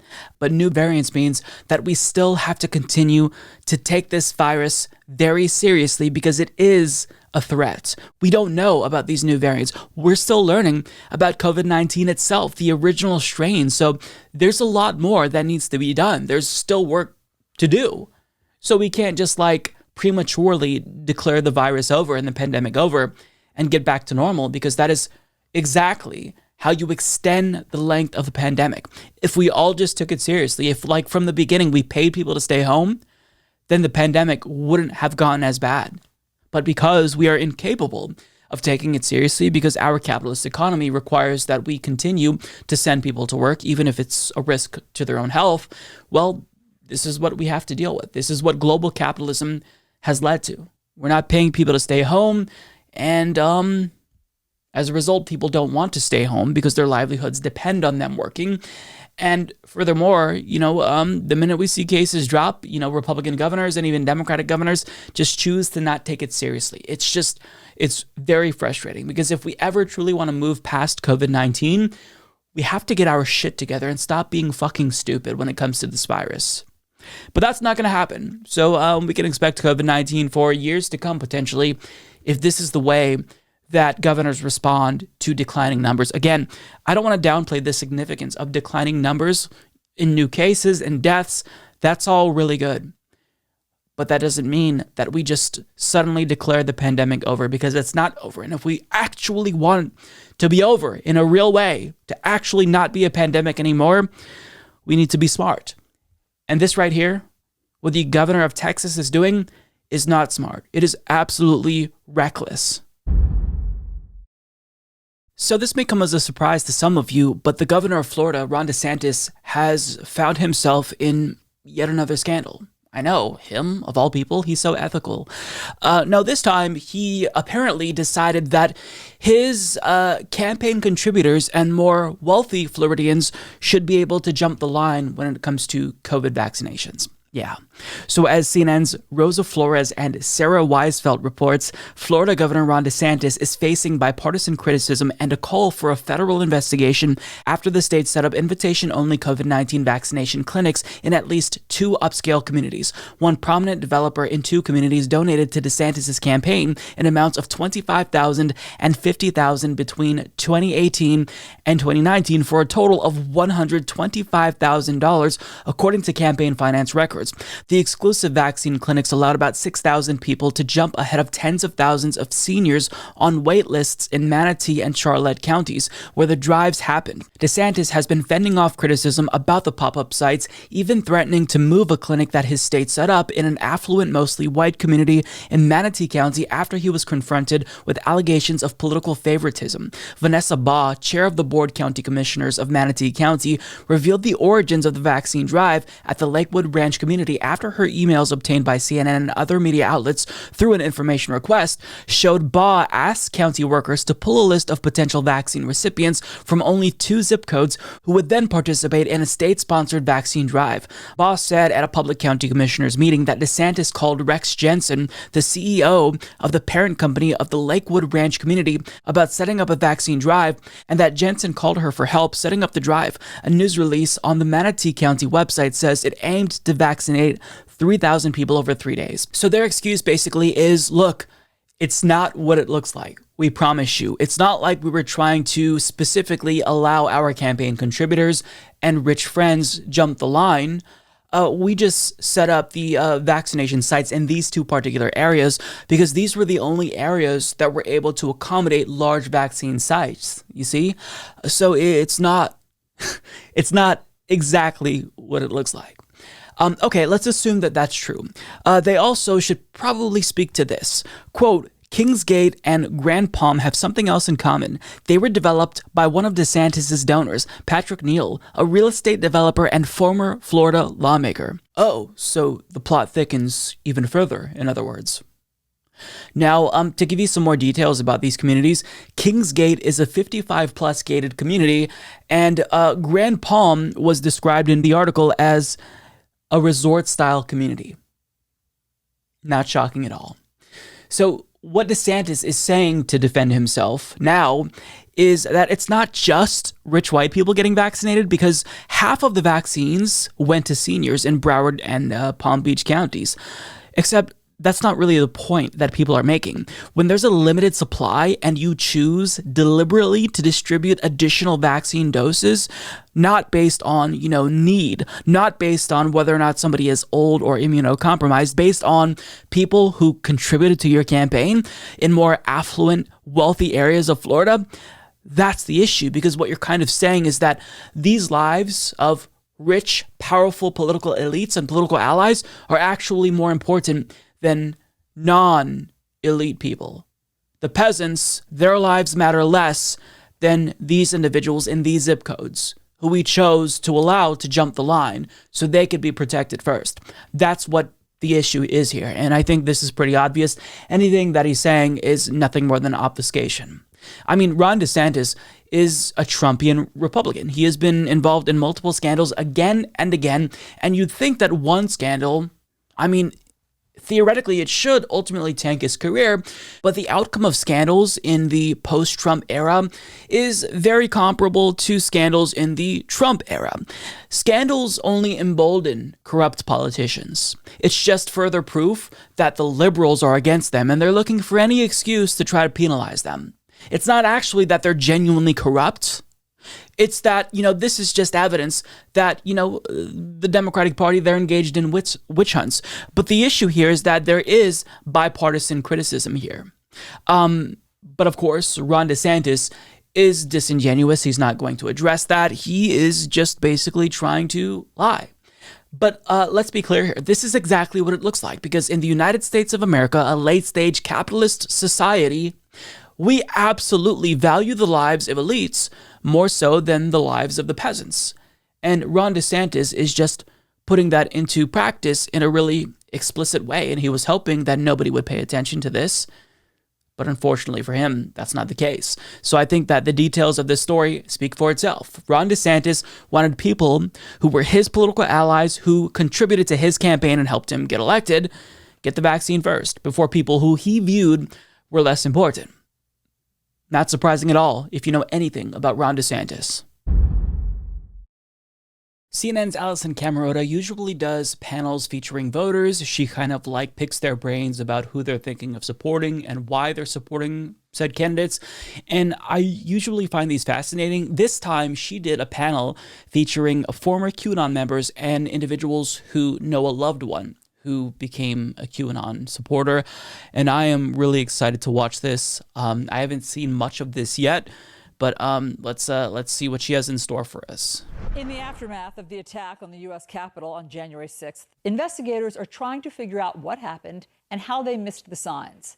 But one group of Americans did not miss the signs. They saw it coming, and they see another violent battle brewing today. You're about to meet a group of 3 former QAnon followers and 3 people whose loved ones are still in the grip of QAnon's conspiracy theories. All of them tell us that the next alarming date comes this week, Thursday, March 4th, to be exact. QAnon has a new plan for violence and destruction, and they don't let reality get in their way. Does anybody understand what is supposed to be happening on March 4th? Well, so March 4th, they're thinking that Donald Trump is going to come back and he's going to be the president. Apparently, what they said is way back when, it was 1871. Inauguration Day used to happen on March 4th.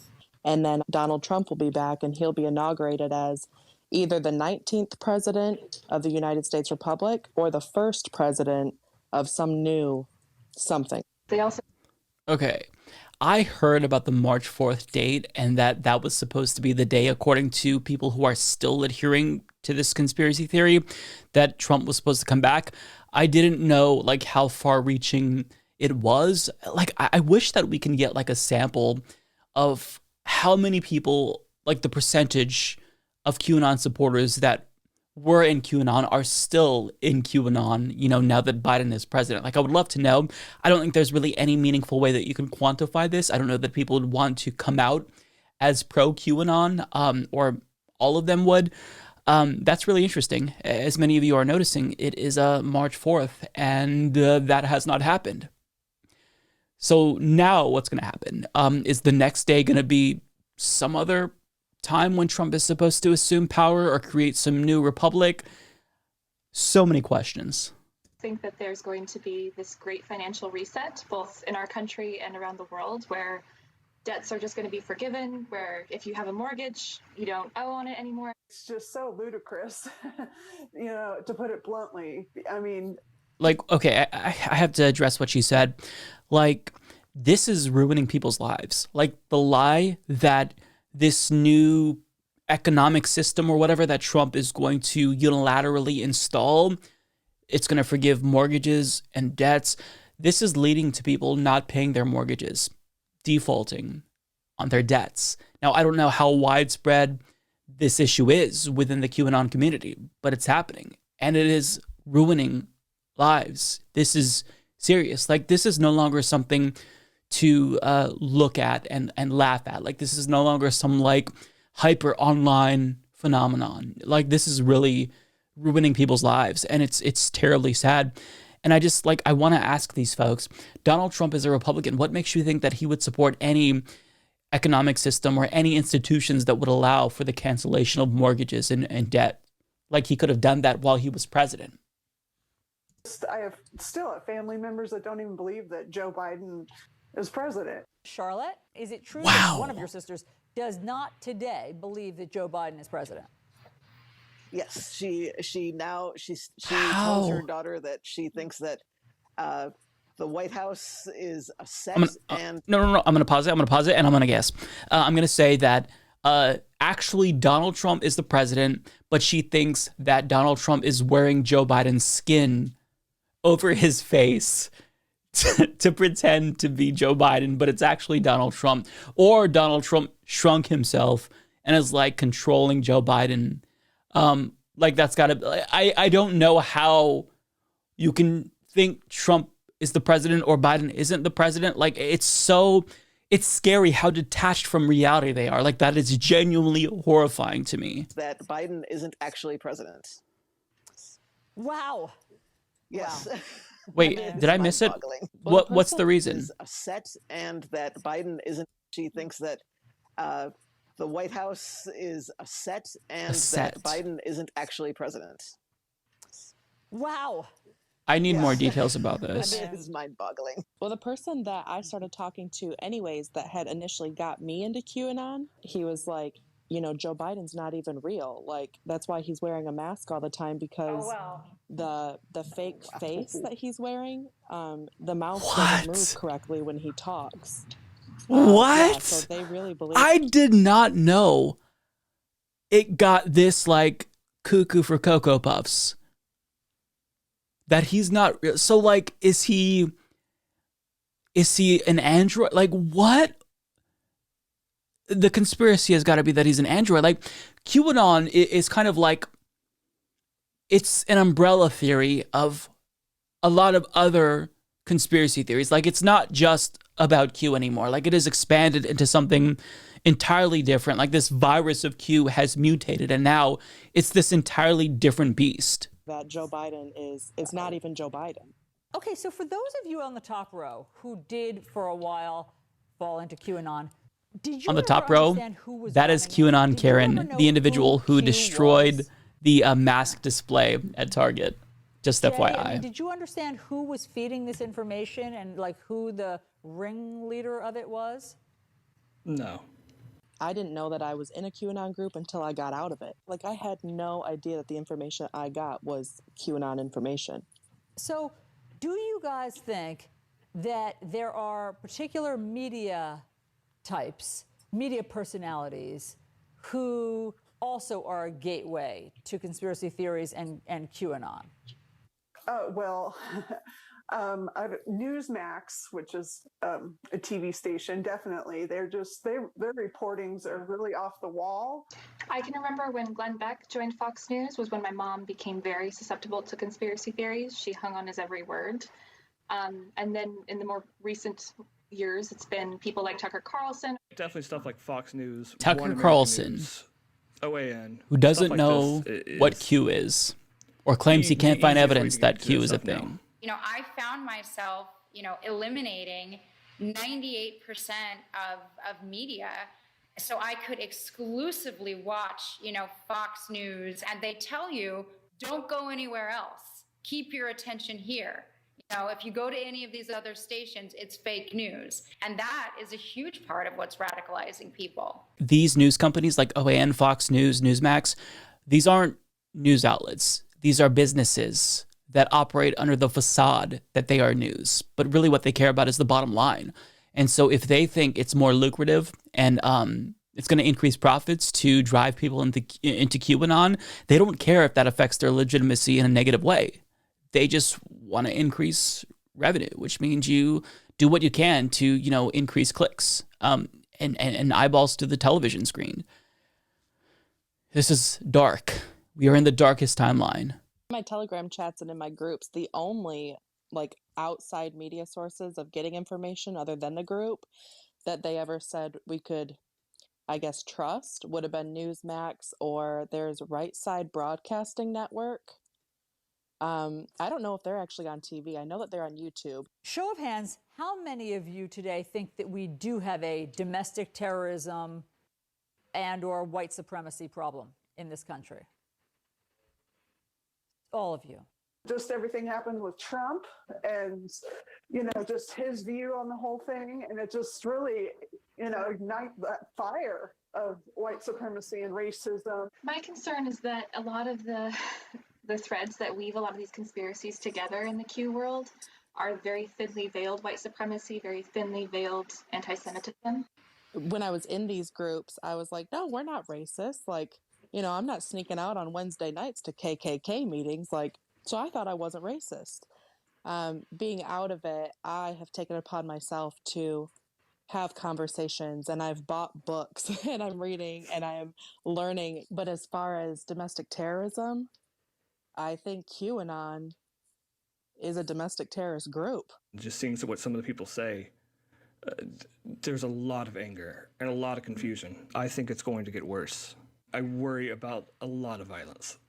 The conversations that's been That's said pretty in these chilling. groups is when March 4th happens, if Trump isn't back, they need to start planning. And they will switch how they talk and communicate, whether it's online or over the phone. They're going to switch the meaning of their words so nobody can pick up and flag it. I have already noted. That's not new, by the way. Fascists nowadays have to do that. This is something that Nazis have been doing forever. So they're now replicating the tactics that we've seen of fascists. Picked up on that. Do you have any examples of that? Speaking of a certain group of people that they consider less desirable, they will use the term Canadians. So they don't like a particular demographic here in America. Yes. And they refer to them Yes. as Canadians. Yes. And is this a particular racial group? Yes. Yeah, can I add to that? Yes. You have just this huge group of people that feel that their country is in danger, their children are in danger, their freedom is in danger, and so they feel like they have to go to war and they have to fight to get things back right. I think the biggest That's thing, horrifying. That we're looking at, Because if they genuinely believe that there is a threat that they have to address, then they will respond in a way that they believe is proportional. That's why we saw, hundreds, if not thousands of them stormed the Capitol because they believed that the election was stolen from Donald Trump. They believed that inaction wasn't an option because democracy was at stake. Now ask yourself this, if it were actually the case that an election were stolen, a national election was stolen, wouldn't you think that that would be a justifiable way to save democracy? Storm the Capitol and stop the coup from taking place? So that's what they were doing. They were responding in a way that they believed was to save democracy. In actuality, they were doing what was an attempted coup. They were the ones who were attacking democracy, but that's not the way that they perceived their actions. Especially coming out of the Capitol riots on January 6th, is that people are emboldened to take matters into their own hands. I'm trying to warn everybody of what I see that's going to come. And if this group cannot be stopped, and when March 4th comes and goes, we're going to be hoping and praying that they push another date out there, because if not, the insurrection is going to be a drop in the bucket compared to what's going to happen. I have to say that's the wow. So there's another video that we're going to get to, but I've just got to comment on that. Like, this individual, she's absolutely convinced that there's going to be more violence and that these dates kind of keep them at bay. It gives them something to look forward to. It's a distraction, if you will. But without these dates, without something to keep them going, she is pretty confident that they're going to resort to more violence. That is worse than the Capitol. I just don't know, because what do we do in this situation? In theory, the QAnon conspiracy theory should be over. Biden is in power. What Q said did not happen. So, if you're thinking logically, you would put two and two together, connect the dots, and realize, okay, I'm being duped here. I'm being fooled. But the thing about these sorts of conspiracy theories and cults, which this has, I think, evolved into a cult, is that you don't think logically. You don't think using facts and reason. You think using emotions. And so this is an emotional thing. Their actions and beliefs are driven by their emotions. They believe that they're in danger, that, Joe Biden is a threat to their families. And I don't know what way they believe he's a threat. Like, it's not in the traditional practical sense that, he may not get the stimulus out fast enough, and my family may not eat. They may go hungry. Like, this is a different type of threat where they think that, like, Joe Biden poses some sort of, like, supernatural satanic threat in a way, I think is what they believe. But it's hard to keep up because the conspiracy theory, it keeps evolving. But let's go to this second clip here. How many of you think that the pandemic has been a gateway of sorts to QAnon? I think at first, COVID was such an unknown for everybody. And then I think that QAnon rushed in and filled that vacuum with misinformation and disinformation, filling that void again about fear of foreigners. It's the so-called China virus. It's this. It's anything that people can seize upon that plays upon their fears that are already inherent. And that's really what she's saying is totally correct, by the way, because when there's a lot of uncertainties and unknowns, that drives fear and desperation. And when somebody comes along and gives you answers, even if it's the incorrect answers, if you can get any sort of comfort from those answers whatsoever, you might be inclined to take it up. So if QAnon is saying, here's the answers to the questions you're asking, then people can become radicalized by that. Everything she's saying here is absolutely correct and spot on. It came down to was this overwhelming feeling that came up for me during the pandemic was that I did not think that I was going to be okay. I just, had no grasp on reality and what was going on. And I felt like I was on quicksand. So, Bree, your parents are down the QAnon rabbit hole. So do you know how they fell into it? I think last year with the pressure of the election and seeing how Trump was falling in the polls during the COVID pandemic control, I think that was what pushed them to get really into QAnon. I think they were kind of panicking. They were nervous. If you're afraid of vaccines, or if you're afraid of 5G, or if you're afraid of other countries, I mean, whatever it is that you, I guess, have a natural fear of or a suspicion of, Q has a version of itself for you.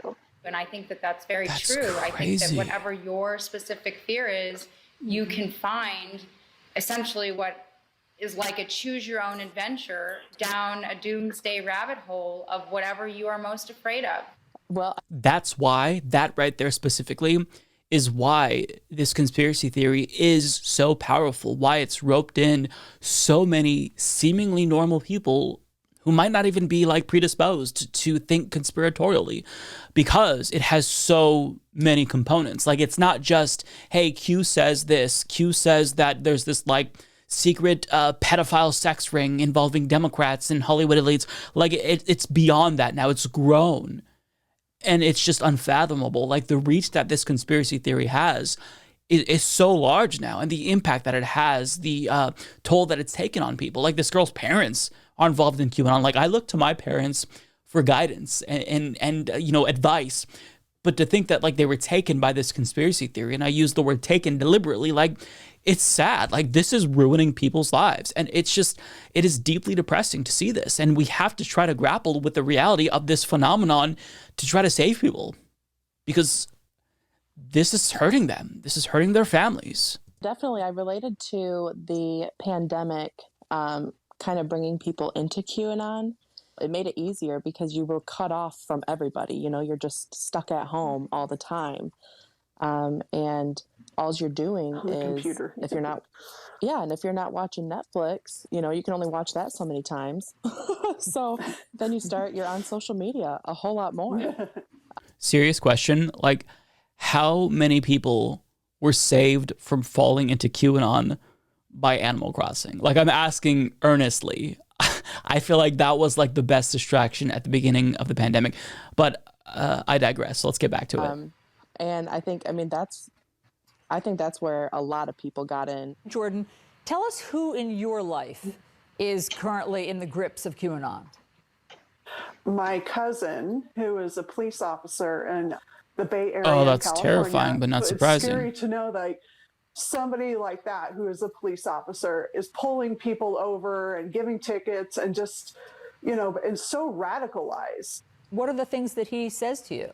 He would just start posting things like radical stuff, like Antifa, you know, is responsible for the fires this past summer we had on the West Coast in Oregon and California, you know, that Antifa dressed up as Trump supporters who raided the Capitol. So in other words, the way he justifies the attack on police officers, Capitol police officers at the U.S. Capitol, is he believes it couldn't be his people, right? It has to be other people dressed up as Trump supporters. Exactly. It's interesting to hear how people are getting walked into it still, or, you know, after I had left. Yeah, because Jay, you were from about 2014 to, I guess you got out in 2019, but you got in early. Before it was even called QAnon, you were starting to flirt with some of these conspiracy Was theories? it like Pizzagate back then? Yeah, some what of the was conspiracy it? theories about. No, because Pizzagate came out of the WikiLeaks in 2016. So QAnon isn't like the origin. Like, that was a variant of some other conspiracy theory. This is fascinating to me. Obviously, Hillary Clinton, there was like a cabal of pedophiles. Can you just explain that one to me? The cabal of pedophiles that all Democrats are apparently involved in, that is somehow connected to the basement of a pizza parlor. I mean, do you understand why, when you're not in QAnon, that sounds crazy? Oh, it absolutely sounds crazy.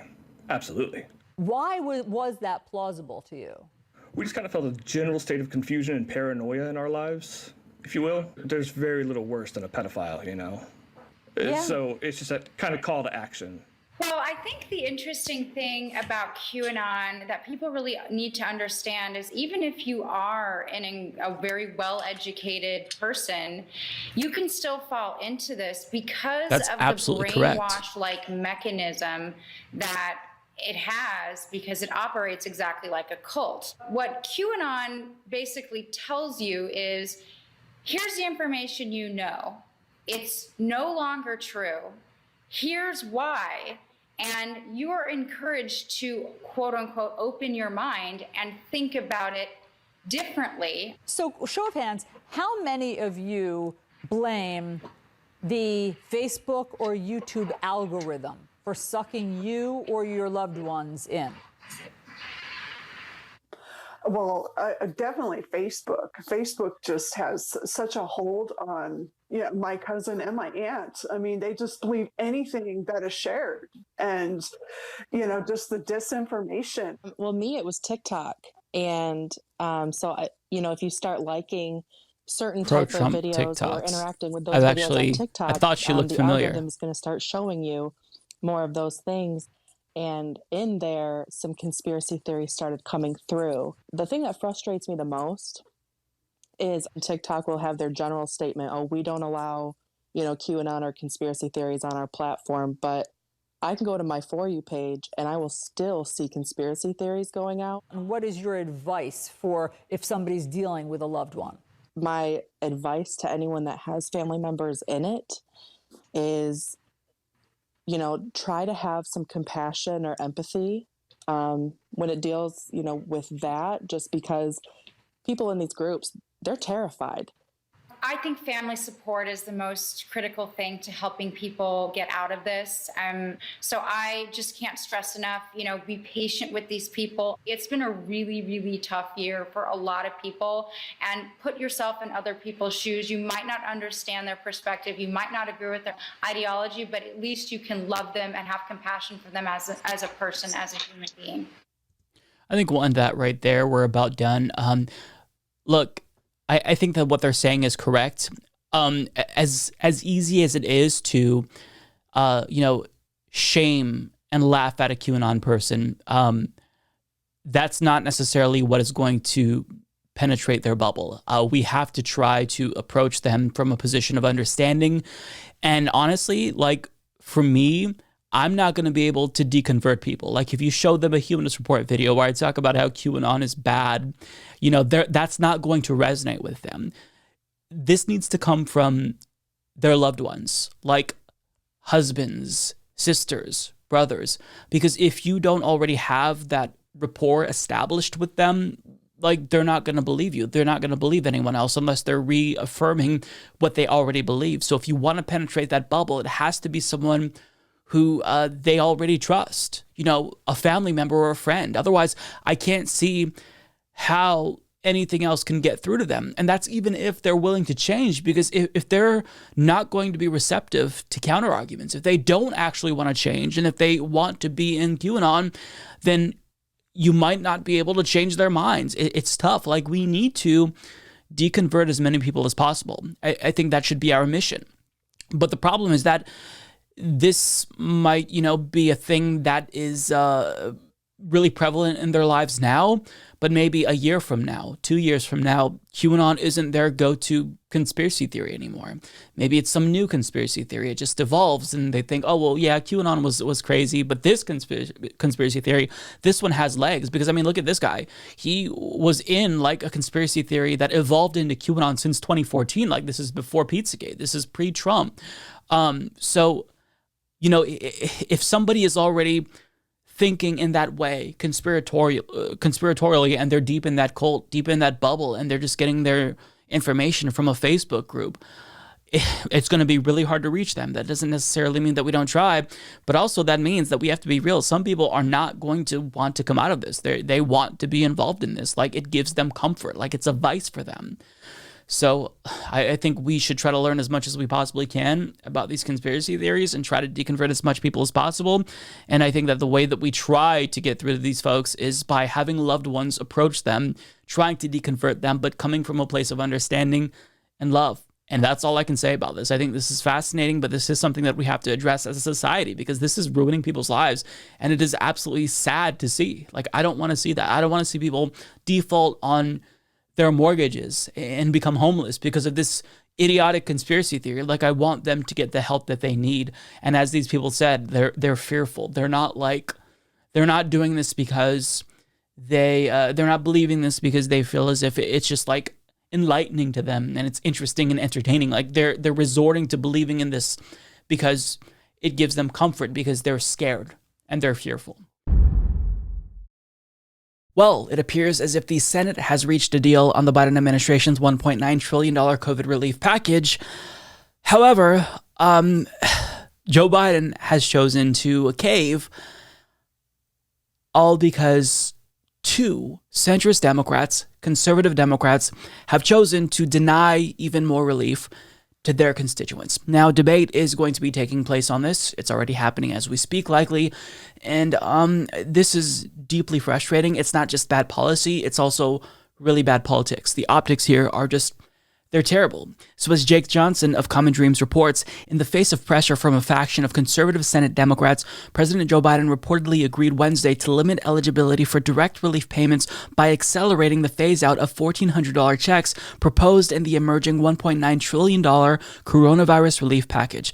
Under the new eligibility structure, according to the Washington Post, individuals earning $75,000 or less annually and couples earning $150,000 or less will still receive the full $1,400 payments as proposed by the relief package passed by the House last week. But under the latest framework pushed by conservative Democrats and accepted by Biden, the phase-out of the $1,400 checks will end at $80,000 for individuals and $160,000 for joint filers, meaning individuals and couples who earn more will receive nothing, not even partial payments. The House bill proposes ending the phase-out at $100,000 in yearly income for individuals and $200,000 for couples. Among the Senate Democrats who pushed for the quicker phase-out were Senators Joe Manchin and Jeanne Shaheen, of course. So that's still a pretty high income threshold, right? So how many people in actuality will this affect? Well, quite a bit. Because as Jeff Stein of the Washington Post explains, this compromise will result in roughly 12 million fewer adults and 5 million fewer children receiving the benefit, with about 280 million Americans overall still remaining eligible. So what that amounts to is 17 million fewer Americans getting checks that Biden promised checks to.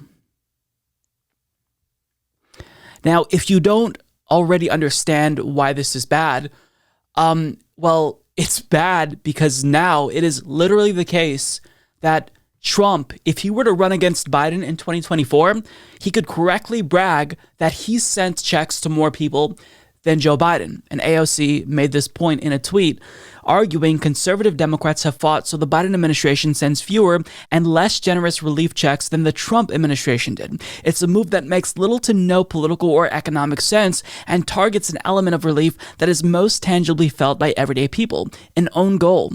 We have a responsibility to show people in this country what a Democratic majority can do for working people. That means more generous relief checks, $15 minimum wage, ending the filibuster to protect our democracy. It's a once-in-a-generation shot, and we need to legislate like it. And she's absolutely correct. And what liberals will try to do as they advocate for more means testing is they're going to say, well, look, do you really want rich people to be getting these checks? Because clearly, you know, a couple who makes $200,000 or in this case $160,000 per year, they're doing okay. And yes, that's correct. But here's the issue with means testing. It takes longer, and it doesn't account for changes in someone's income. So a couple who was making $160,000 the year prior may not be making that now. And so you're denying relief to them based on what may be an outdated economic situation that they find themselves in. And furthermore, if you just make these checks universal, you send them out immediately. No time needed to, distinguish between people who qualify, people who are eligible. And in the event people shouldn't qualify and they make too much money, then you can just easily tax them the following year based on their income. Like, why do all the hard work now? Do it later. Just prioritize getting money in people's hands. That's the issue with means testing. So I want to recap where we started and where we've gone. So it started out with Joe Biden promising $2,000 checks immediately. Then they moved the goalpost to $1,400 checks. And then they moved the goalpost again to $1,400 checks sometime in March, hopefully. We'll cross our fingers. And then Joe Biden said the $1,400 checks would be means tested. And now those $1,400 means tested checks have more eligibility requirements. I mean, this is such bad politics. The optics here are absolutely terrible, and it's indefensible, really. Anyone who's trying to defend this, they're not serious people. I don't know what to say. Like, to go back on a promise that you just made, voters are not going to forget about this. They're going to remember this. They're going to remember that your word doesn't mean anything. So if Joe Biden chooses to run for president again, or whoever it is in 2024, if they make really bold promises, voters are going to think, oh, wait, I shouldn't take you seriously because you literally lied to us right after you got elected. Right after the Georgia runoff races were over, you lied. You changed the story immediately, like that. So why should I take you seriously? Why should I come out to vote for you? That's the issue here. So the point that AOC makes is absolutely sound. And if Democrats are truly wanting to keep power and not get blown out in 2022, they should listen more to people like AOC and listen less to idiots like Joe Manchin and Jeanne Shaheen, who don't actually care about their constituents. They don't actually care about doing anything to deliver relief to the American people. If Joe Manchin had his way, he wouldn't even give out checks. So stop listening to people like Joe Manchin, who are bringing the party down. If you truly want to help the American people, disregard these people, or for once, maybe fight them. Make the case like Joe Biden is the president of the United States. But why does it seem like Joe Manchin is the most powerful politician in America? Like, why is it that Joe Biden caves to any and all demands issued by Joe Manchin? You're the president. Fight him. Argue. At least make the case. I mean, this is embarrassing, but it's not necessarily surprising. It's pretty predictable. It's just that, like, you usually don't fuck up this badly if you want to win re-election until, like, maybe at least a year into your presidency. But Joe Biden is, he's not up to the challenge. I've said this once. I'll say it again. He's not up to the challenge. And every single day, he proves me right. And I don't want to be proven right. I want him to prove me wrong here because I don't necessarily care about being proven right or wrong. I just want people to get the relief that they need, that you promised them. I want to share a clip that Case Study QB posted to Twitter. Without Case Study QB, I probably wouldn't know about half of these clips that I find. So shout out to them. Definitely give them a follow. This features the crying billionaire, Leon Cooperman. This is the individual who literally on national television cried at the idea of the wealth tax. Mind you, the wealth tax has absolutely no chance of passing in the short-term future. But the mere idea that politicians would institute a tax on wealth brought him to tears. And this individual, you can understand why it affects him personally, because he is worth an estimated $2.5 billion. So when people criticize, the rich and they talk about taxing the rich and eating the rich, he takes it personally. So in a new clip on CNBC, he wanted to denounce the hatred and vitriol spewed toward elites, and he says a lot of very stupid things that that show why nobody should take rich people seriously. I think he's the poster boy as to why we shouldn't take anything that someone this wealthy has to say, because they're not serious. Like, the arguments that he's making aren't actually valid arguments. What we see from him, it's little more than platitudes. And even to say that is to be overly charitable. But take a look, and then we're going to destroy what he has to say. Very quickly about share buybacks. That was another issue we got into with Senator Warren yesterday. You have a problem with share buybacks? Should the government restrict them? No idea what she's talking about. Sure, buybacks should be evaluated as a management decision like any other capital allocation decision. You go out and you buy another company. You go out and you spend money on plant and equipment. You pay a dividend. It's a decision made by management, and it has to be evaluated. I learned a lot about buyback by watching Dr. Henry Singleton operate. He was a brilliant executive. Okay, and he did 8 self-tender offers from 1972 to 1984, retired 90% of his stock, never selling a share of his own stock. I hate buybacks where managements are buying back a lot of stock and selling into the buyback. He never sold a share of his stock. He died as the second largest owner of land in America next to Ted Turner. He became a multi-billionaire because of his wise decisions. Okay, he created a tremendous amount of wealth for shareholders. When the shareholders cashed in their stock, they paid taxes to the government. Okay, we don't need the government. The government is not proven to be a great allocator of capital. We don't need artificial decision making. We just let the invisible hand of capitalism work. We have the greatest economy in the world. The thing that I fear most is the young people in this country are embracing socialism and not understanding that we have one of the most effectively working economies in the world. Okay, and we should not look to make radical changes. We could make changes around the edge. We could do a better job, no question about it. I have no problem with raising taxes. I have no problem with eliminating loopholes. You know, we've talked about carried interest for a decade on this program. Nothing has been done. It should be taxed as ordinary income. Okay, it's as simple as that. We don't need a new regime. It's not wise. It will lead to economic decision making. And I think Tillman Fertitta did an excellent job yesterday on one of your segments in discussing his views and explaining the problems, which I could go through, but not necessary to repeat what he had to say because he did a very good job of disclosing it. You know, we don't have to do it. It's a soundbite. It's soundbite.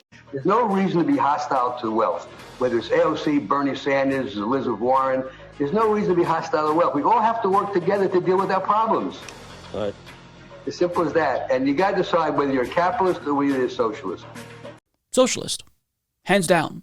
Definitely socialist. This argument is really, really terrible. He says there's no reason to be hostile towards wealth. Now, for him, of course, we can understand why he doesn't want people to be hostile towards wealth because he has a lot of wealth. But you see, the issue is it's not just that you have a lot of wealth and we're jealous. The issue is that you and your rich buddies hoard most of the wealth and you're still not satisfied. You're still trying to further rig the rules in your favor so you can increase the wealth that you already have. While the peasants have crumbs, you're trying to lobby the government for even more tax breaks. He says that he, isn't against raising taxes. Well, I mean, maybe spread the word amongst your rich friends that when you continuously lobby for the tax burden to be shifted even more to the working class, that is going to absolutely drive more hatred and vitriol towards elites. And furthermore, what drives hostility, which is warranted towards elites, is when we even get a small victory or discuss the codification of a small victory with regard to workers' rights, such as the $15 an hour minimum wage, which is now in jeopardy. Immediately, all of corporate America gears up to try to lobby against it. So any progress that we make, you fight against. All of the wealth in this country, you own the means of production. So we have every reason in the world to be hostile towards wealth, and not just hostile towards the institutions and the system that allows for, these levels of obscene wealth, but hostile towards the individuals such as Leon Cooperman, who perpetuate this system by propping it up, by arguing for this very system. And I love what he said because he really shared why he's chosen to speak out. The thing that I fear most is that young people in this country are embracing socialism, not understanding that we have one of the most effectively working economies in the world. If that were the case, though, wouldn't these young people be more inclined to support capitalism if it benefited them in any way whatsoever? I mean, we are burdened with debt. This generation is not buying cars, not buying houses, not having children in comparison with, previous generations. Maybe if they actually were able to reap some of the rewards of capitalism, they wouldn't be as receptive to socialist arguments. But because you idiots are so fucking greedy, even giving them a little bit more than crumbs is beyond the pale because you've got to have it all. And you wonder why young people are taking a liking to socialism. Maybe it's because capitalism has been a failure. Maybe because capitalism has only served people like you. And I love when he threw in the classic line of, let the invisible hand of capitalism work. The problem is that capitalism is an inherently volatile system. It doesn't work. Without intervention from the government, what now seems like every couple of decades, it doesn't work. It collapses. And he says that, let's just let capitalism do its thing. But the second one of his companies, whatever he does to get that wealth, the second it's convenient, he'd be begging for a government handout. He'd be begging for socialism for large multinational corporations, because this is how capitalism works. The system requires management from government. Capitalists will argue that, they don't need any regulation. They don't need the government to interfere. But the minute that it's convenient, the minute that they collapse, the minute Wall Street engages in reckless behavior, well, they're crying for a bailout. So functionally, what he's arguing for is corporate authoritarianism, where large multinational corporations and their executives have the utmost freedom in this capitalist society. But the peasants have to shut the fuck up and accept their crumbs. And if you even speak out and be a little bit angry, he's going to cry. But he says, we all have to work together. I love that platitude. We all have to work together. Except that's not happening. Working together would imply that in this capitalist system, both the workers, the employees, and the employers have an equal seat at the table, have an equal say in the policymaking process. But that's not happening. That's why we are seeing the laws being written to the benefit of these corporations and to the detriment of their workers. You see, there's a reason why policy outcomes reflect what special interests and elites want, and why normal, ordinary citizens have a statistically insignificant impact on policy outcomes. This is according to a 2014 Princeton University study by Drs. Gillens and Page. It's because we're not working together. Corporations haven't just exploited their workers, but they have corrupted democracy. So you wonder why young people aren't really liking capitalism as it stands now? Well, it's because, it's not working for them. So of course, they fucking hate capitalism. Who wouldn't? Leon Cooperman would fucking hate capitalism if he found himself on the opposite end of the economic spectrum. But he's on the very tippy top, so it's really easy for him to look down on the peasants from his ivory tower and denounce all of the hatred that he sees, the discrimination that he sees towards the rich. But guess what? Fuck elites like Leon Cooperman. Any hatred and vitriol towards elites and the system itself isn't just deserved, but it is necessary. Because if you don't feel pressure, then that means that we're not speaking out enough. So I absolutely love to see this fucking capitalist pig squeal. Keep crying, bitch, because we're not backing down anytime soon. You've had your heyday. The capitalists have created the dystopian society that we're all living in now. So at a minimum, you should be happy that we're just speaking out against it and not coming with our fucking pitchforks. So I want to play another clip that Case Study QB brought to my attention. This is of Joe Scarborough on MSNBC's show Morning Joe. He is talking about foreign policy as it relates to Iran. And what he says here, it should make your blood boil. Let me ask Matt, is it Iran? You said there's some suspicion there, but does it seem that Iran has its fingerprints all over these attacks? It just looks that way because there's really nobody else to focus blame on. This has been going on for a while. This really does look like tit-for-tat attacks because remember, that February 26th attack that the Biden administration did along the border between Iraq and Syria, that itself was retaliation for a previous attack by rockets that went against a U.S.-backed base in Iraqi Kurdistan, in the capital of Iraqi Kurdistan, in Erbil, near the international airport there. So this really does just look like yet another tit-for-tat attack. And so that's why this is going to be another, we're talking about the Pope. This is also going to be really complicated for the Biden administration's stated desire to reinstate that nuclear deal with Iran, the JCPOA, the one that the Obama administration signed in 2015. And of course, Joe Biden himself had a lot to do with that. And that the Trump administration then walked away from in 2018. If these tit-for-tat attacks keep going on, if the Biden administration retaliates, we could see any effort to try to return to that nuclear deal become really, really complicated. All right, NBC's Matt Bradley, thank you so much. Willie, as long as the Iranians are trying to kill Americans and trying to kill American contractors, and they're killing American contractors, we need to respond, my opinion, not yours. But also the last thing I'd be worried about is going back and sitting down with the Iranians and doing anything, because this country has been the epicenter of terrorism since 1979.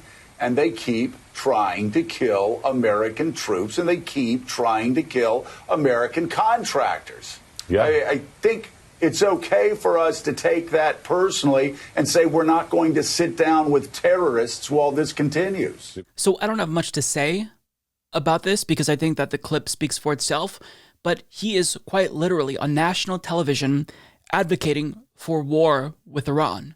Not only for more strikes with Iran, to go tit for tat with them, but he takes it a step further and says we should not rejoin the JCPOA. The Iran nuclear deal, which is effectively a peace agreement that the United States chose to unilaterally withdraw from. He's saying Joe Biden shouldn't just not even entertain re-entering that agreement with Iran, but we should continue to escalate. This is absolutely absurd, but it's totally predictable. I mean, this is the network that told us that the weapons of war were beautiful. I think that it was Brian Williams who said that when Trump bombed Syria. And now when Biden bombed Syria, they're basically applauding him. Yay! More bombs, please. Good job, sir. We appreciate it. We know that you haven't gotten out those $1,400 stimulus checks, even though you promised $2,000. But I'm so glad that you're choosing to prioritize bombing Syria first. Thank you so much. The American people definitely appreciate this. Now, assuming Joe Scarborough were an actual journalist who cared, here's a question that he might want to ask. Why the fuck are we in Iraq to begin with? What are we doing in Iraq? You see, there wouldn't be this tit for tat if we weren't in Iraq. Are we just supposed to stay in Iraq forever? Is it going to become the 51st state before DC and Puerto Rico? What is the end goal here? Why are we in Iraq? They didn't have weapons of mass destruction. We toppled Saddam Hussein. We catalyzed the civil war in Iraq. When do we leave? Now we're there so long that we're actually choosing to wage proxy wars there. Why isn't Joe Scarborough, with his gigantic platform, millions of viewers, asking this question? Because he's a hack. Anything that the Democratic Party does, even though he's a conservative, is good. Meanwhile, on Fox News, they'll applaud Donald Trump, stay silent when he bombs Syria at a minimum, but then you'll have their ghouls like Tucker Carlson, speak as if this is a terrible thing. Now, the truth is that it's bad bombing Syria. Having a proxy war with Iran in Iraq is a bad thing, regardless of which administration is in power. I don't care if the president has a D or an R next to his name. War is bad. And the question isn't whether or not, we should do more to be antagonistic towards Iran and not re-enter this peace agreement that would prevent war. The question is, why are we in Iraq and the Middle East at all? That's what a responsible journalist or pundit would ask. But, Joe Scarborough, he's not there to really challenge the establishment or question the status quo. He is there to propagate the agenda of the Democratic Party. And if that agenda is bombing Syria and escalating with Iran, he will support it unequivocally and unquestionably so. But we can't allow them to get a pass when pundits with large platforms dangerously and recklessly saber rattle and beat the war drums. It's not okay. It's not okay when Fox News does it, and it sure as shit isn't okay when MSNBC does it. So I think that absolutely everyone should be paying attention to the unionization effort that is taking place in Alabama. So for those of you who don't know, Amazon warehouse workers in Alabama could be the first in the company's history to actually successfully form a union. Now, we won't find out until the end of March, which is when the vote takes place, but this has broader implications that extend far beyond Amazon. Not only could it create a sort of internal domino effect within Amazon, where more warehouses across the country choose to unionize, but it could catalyze a new movement for unionization across America, in Walmart, in other companies. So obviously, corporate America does not want this to happen. Amazon has been fighting tooth and nail, not only against this effort to unionize in Alabama, but for years now, they've tried to thwart unions and the increasing talks of unions and popularity of unions. You know, now that people are exploited, especially during a pandemic, more than ever, we're seeing the necessity of unions. But Amazon, they have been trying so thoroughly to brainwash their employees to be against unions that they've got to be hating this. Now, I want to show you this leaked video. This is from a new trainee video. They show this to new employees, and this is just straight up anti-union propaganda. This is an attempt to brainwash new hires. We don't badmouth unions in general, but we will speak openly with associates about unions, including any specific concerns about particular unions involved in organizing. And we share our preference for a direct working relationship frequently and boldly, even when no organizing activity has occurred. You will learn about the warning signs most commonly associated with early union organizing, as well as other warning signs that could indicate associate disengagement, vulnerability to organizing, or early organizing activity. While employees have the right to organize, we have a right and responsibility to share our position that a direct working relationship is better for the customer, the company, and the associate. In order to be able to do that effectively, it is critical that we recognize the early warning signs of potential organizing and escalate concerns promptly. If you see warning signs of potential organizing, notify your building HRM and GM site leader immediately. HRMs and GM site leaders should notify their assigned ER managers or ER principal immediately. The most obvious signs would include use of words associated with unions or union-led movements like living wage or steward, petitions or other concerted activity such as an associate purporting to speak on behalf of his or her coworkers when raising concerns, union graffiti, union t-shirts, hats, jackets, or other clothing, union flyers, and union visitors in or near the parking lot. Some signs are less obvious than finding the actual union flyer, but they can still indicate associate disengagement, which is itself a warning sign for potential organizing. Examples include associates who normally aren't connected to each other suddenly hanging out together, associates who were close suddenly stop speaking to each other, groups of associates scatter when approached by management, increased associate negativity, anger, or confrontation, unusual complaints or change in passion or detail around complaints, unusual interest in policies, benefits, employee lists, or other company information, or any other associate behavior that is out of character. For example, an associate who normally leaves promptly begins hanging out in the break room for an hour after work each day. In order to recognize warning signs, it is critical that you know what an associate's normal behavior looks like. I love how they're like, well, we're not necessarily neutral, but we're also not anti-union. However, if any of your employees talk about unions whatsoever, if they even behave differently, definitely snitch on them. Report them immediately, because we've got to snuff that shit out like that, because we can't have no fucking unions here. And it's funny, like, this reminds me of the anti-union propaganda video that I was shown when I first started working at Walmart.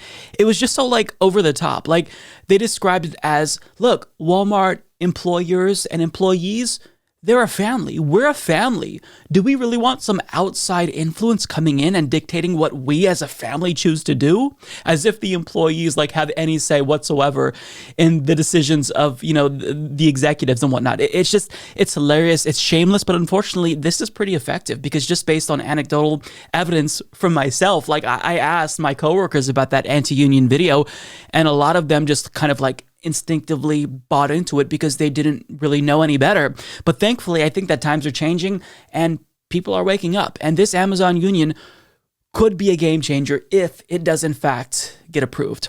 So as Jason Del Rey of Vox reports, through the end of March, 5,800 workers at an Amazon warehouse in north central Alabama have the chance to cast votes by mail to decide whether to unionize. These employees are just a tiny fraction of Amazon's 500,000 plus frontline U.S. workforce, but this union vote could reshape the company's labor practices and maybe the future of warehouse work in America as well.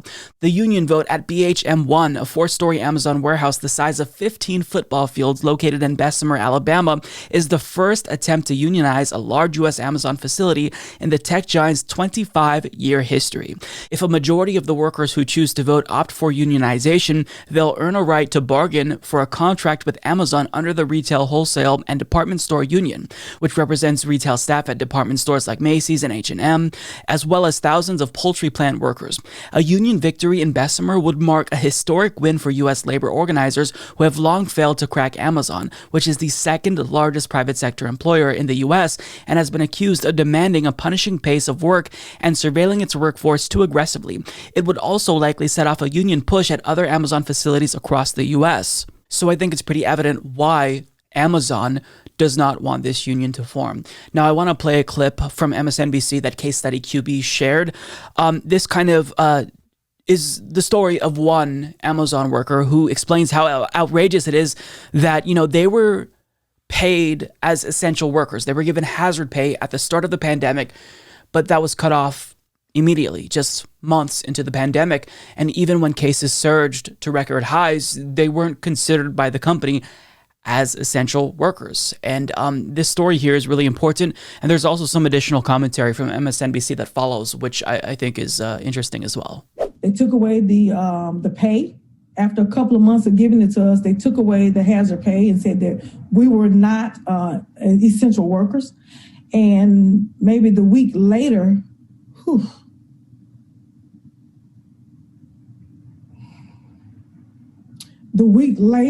he gave, I think it was $10 million to Black Lives Matter.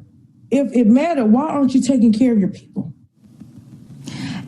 Now, when we talk about workers like Jennifer Bates, she represents a lot of people who are currently casting their vote, Katie, right now, and they're supporting unionization. But of course, we are seeing the counter campaign from Amazon itself in the form of flyering and communication online. And they issued this statement to us at NBC News when we asked them what their response was to Jennifer Bates and other people who support unionization. And they say the fact is that Amazon already offers what unions are requesting for employees: industry-leading pay with a minimum $15 an hour starting wage, comprehensive benefits, opportunities for career growth, all while working in a safe, modern work environment. But if you look at the bigger picture here, Katie, the issue really is, for the workers who support unionization, how much money Amazon has made in the pandemic. They've done very well. Billionaire CEO Jeff Bezos, of course, his wealth exploding. The pandemic holiday season was their best quarter ever. And workers say they want more safety investment so they can continue working there. And they do disclose to us they like working at Amazon. They are appreciative of the fact that Amazon has a fulfillment center in Bessemer, Alabama. They just want better conditions, a higher standard. And that's why you see the president weighing in on this in a very unusual situation, Katie. They've helped make the company a whole lot of money, and they have been putting their lives on the line to do it for this past year now. Joe Kent. Joe, thanks so much. So it's really interesting that she brought up that point from them. Hey, we pay our workers a $15 an hour wage. So why would they need to unionize if they're already paid a living wage? But here's the thing with that. That $15 wage that they always brag about, that is their excuse to not unionize and pay workers more, because how much value their warehouse workers produce and employees across the board produce, they know damn well that if their workers had a union, they would be paid far more than $15 an hour. So they really want to do everything in their power to make it seem as if they're looking out for their employees. They're giving them $15 an hour. But they know that if these employees actually had a union, they would not be making a measly $15 per hour. But that also misses the point, because it's not just about pay. It's also about regulations, safety, making sure that during a pandemic, this company is actually following the proper procedures to protect their employees. Now, I want to share a story from a different Amazon warehouse for a moment here in Virginia. And this shows beyond a shadow of a doubt that Amazon is not doing enough to look out for the safety of their employees. As Status Quo's Jordan Sheridan reports, Pashan Brown, a 38-year-old Amazon worker who suddenly died in January after working in her Virginia warehouse's COVID testing area for several months, complained to human resources and supervisors about Amazon's unsafe and unsanitary conditions early on in the COVID-19 pandemic, emails obtained by Status Quo show. Pashan's family couldn't afford an autopsy to find out what caused her death. According to her sister and other sources who worked with her in the the DDC-3 warehouse in Virginia, Brown had been administering COVID-19 nasal swab tests on coworkers for months before her death.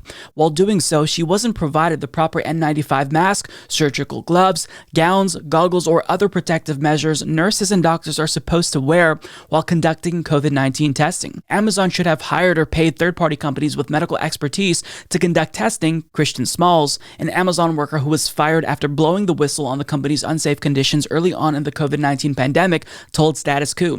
As a result of this company cutting corners to save money, workers like Pashan pay the price. So this is why unions are so crucial. They don't just negotiate for wages and benefits, but working conditions as well.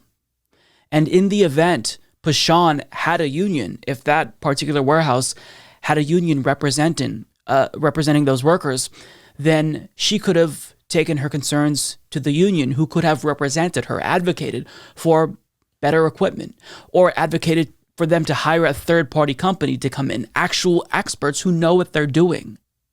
Now, because Amazon was reckless, presumably this individual who worked for Amazon under these unsafe conditions likely contracted COVID-19 and died. She went to sleep and never woke up. This is why unions are absolutely essential. They're essential. Now, I have to give credit where it's due. I am very critical of Joe Biden, particularly lately, because he's been making a lot of mistakes. But when it comes to the Alabama Amazon unionization effort, he has spoken up, and what he did was really powerful. He actually endorsed the effort to unionize by the Amazon warehouse workers in Bessemer, Alabama. So let me be really clear. It's not up to me to decide whether anyone should join a union. But let me be even more clear. It's not up to an employer to decide that either. The choice to join a union is up to the workers. Full stop. Full stop. Today and over the next few days and weeks, workers in Alabama and all across America are voting on whether to organize a union in their workplace. This is vitally important, a vitally important choice as America grapples with the deadly pandemic, the economic crisis, and the reckoning on race.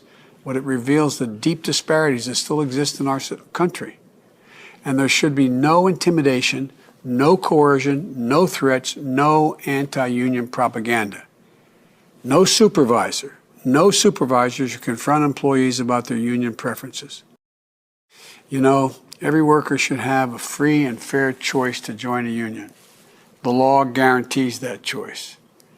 And it's your right, not that of an employer. It's your right. No employer can take that right away.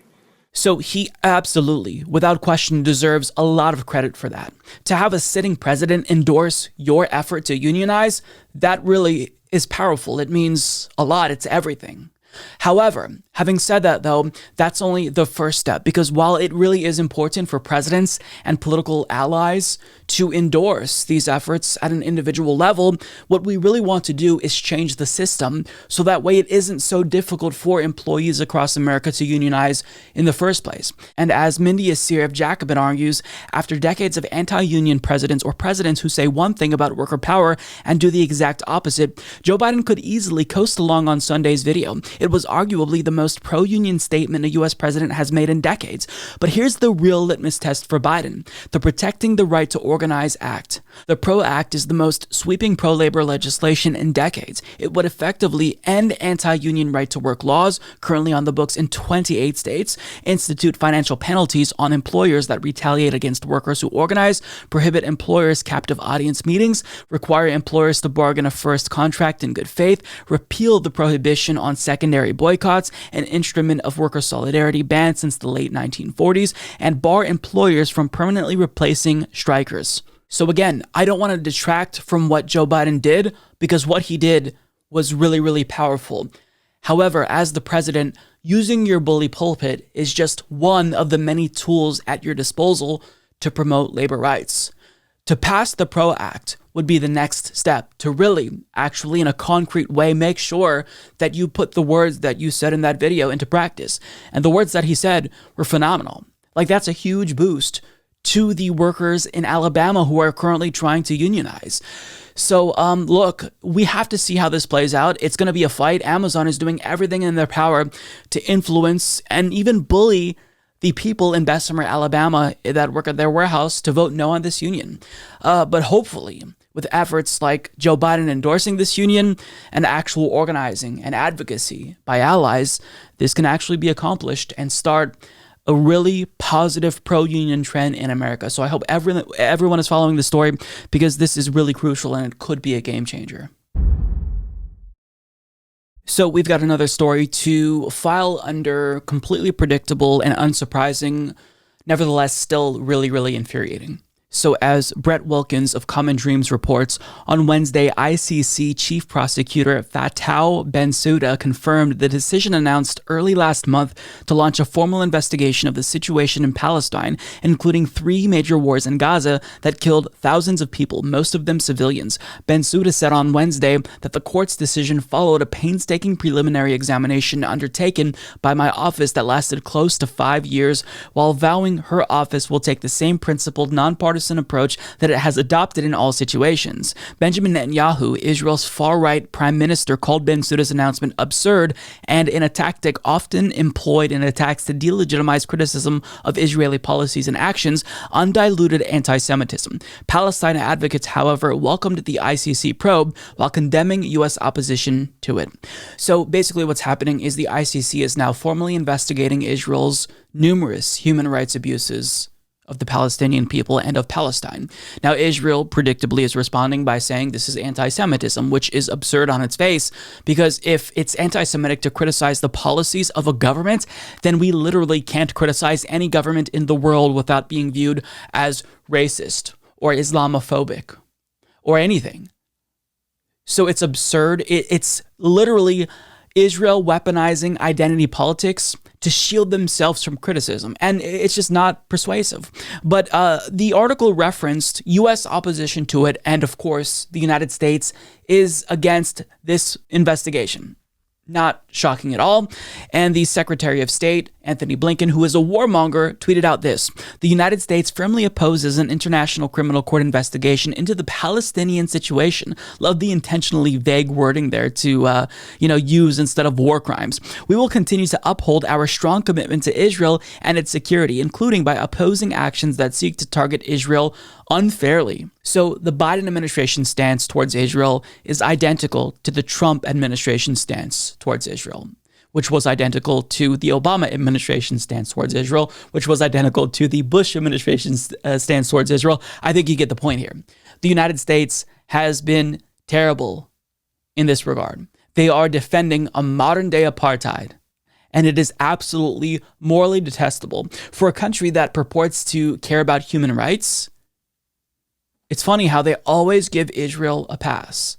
And if you question the actions of the Israeli government, which is a right-wing government, that apparently means that you're anti-Semitic. Like, that's absolutely preposterous. Nobody is saying that the Jewish people or Israeli citizens are culpable here. What we're saying is that the actions of a government are creating a situation where the lives of citizens it is in control over, like Israel is occupying Palestine, it is leading to human rights abuses. And there are even war crimes. U.S. says nothing. It's ridiculous. Now, thankfully, there are individuals in Congress now who are speaking up. Rashida Tlaib was one of them. And she writes, "No one is above the law. The International Criminal Court has the authority and duty to independently and impartially investigate and deliver justice to victims of human rights violations and war crimes in Palestine and Israel. The U.S. should not interfere with its ability to do so." And that is exactly it. Like, if the United States genuinely believed that the Israeli government had clean hands here, then what would be wrong with an investigation? Okay, you know what? We're confident. Go ahead and investigate Israel, and you'll find that the government's actions, they're fine. Like, there's no wrongdoing. So go ahead, do your stupid investigation, and you'll conclude that they're innocent. But they're not saying that because the U.S. government knows that if there is an actual comprehensive and robust investigation into the actions of the Israeli government, they're going to find a plethora of war crimes, human rights violations. Palestinians are literally second-class citizens in Israel. I mean, what we're seeing now is vaccine apartheid.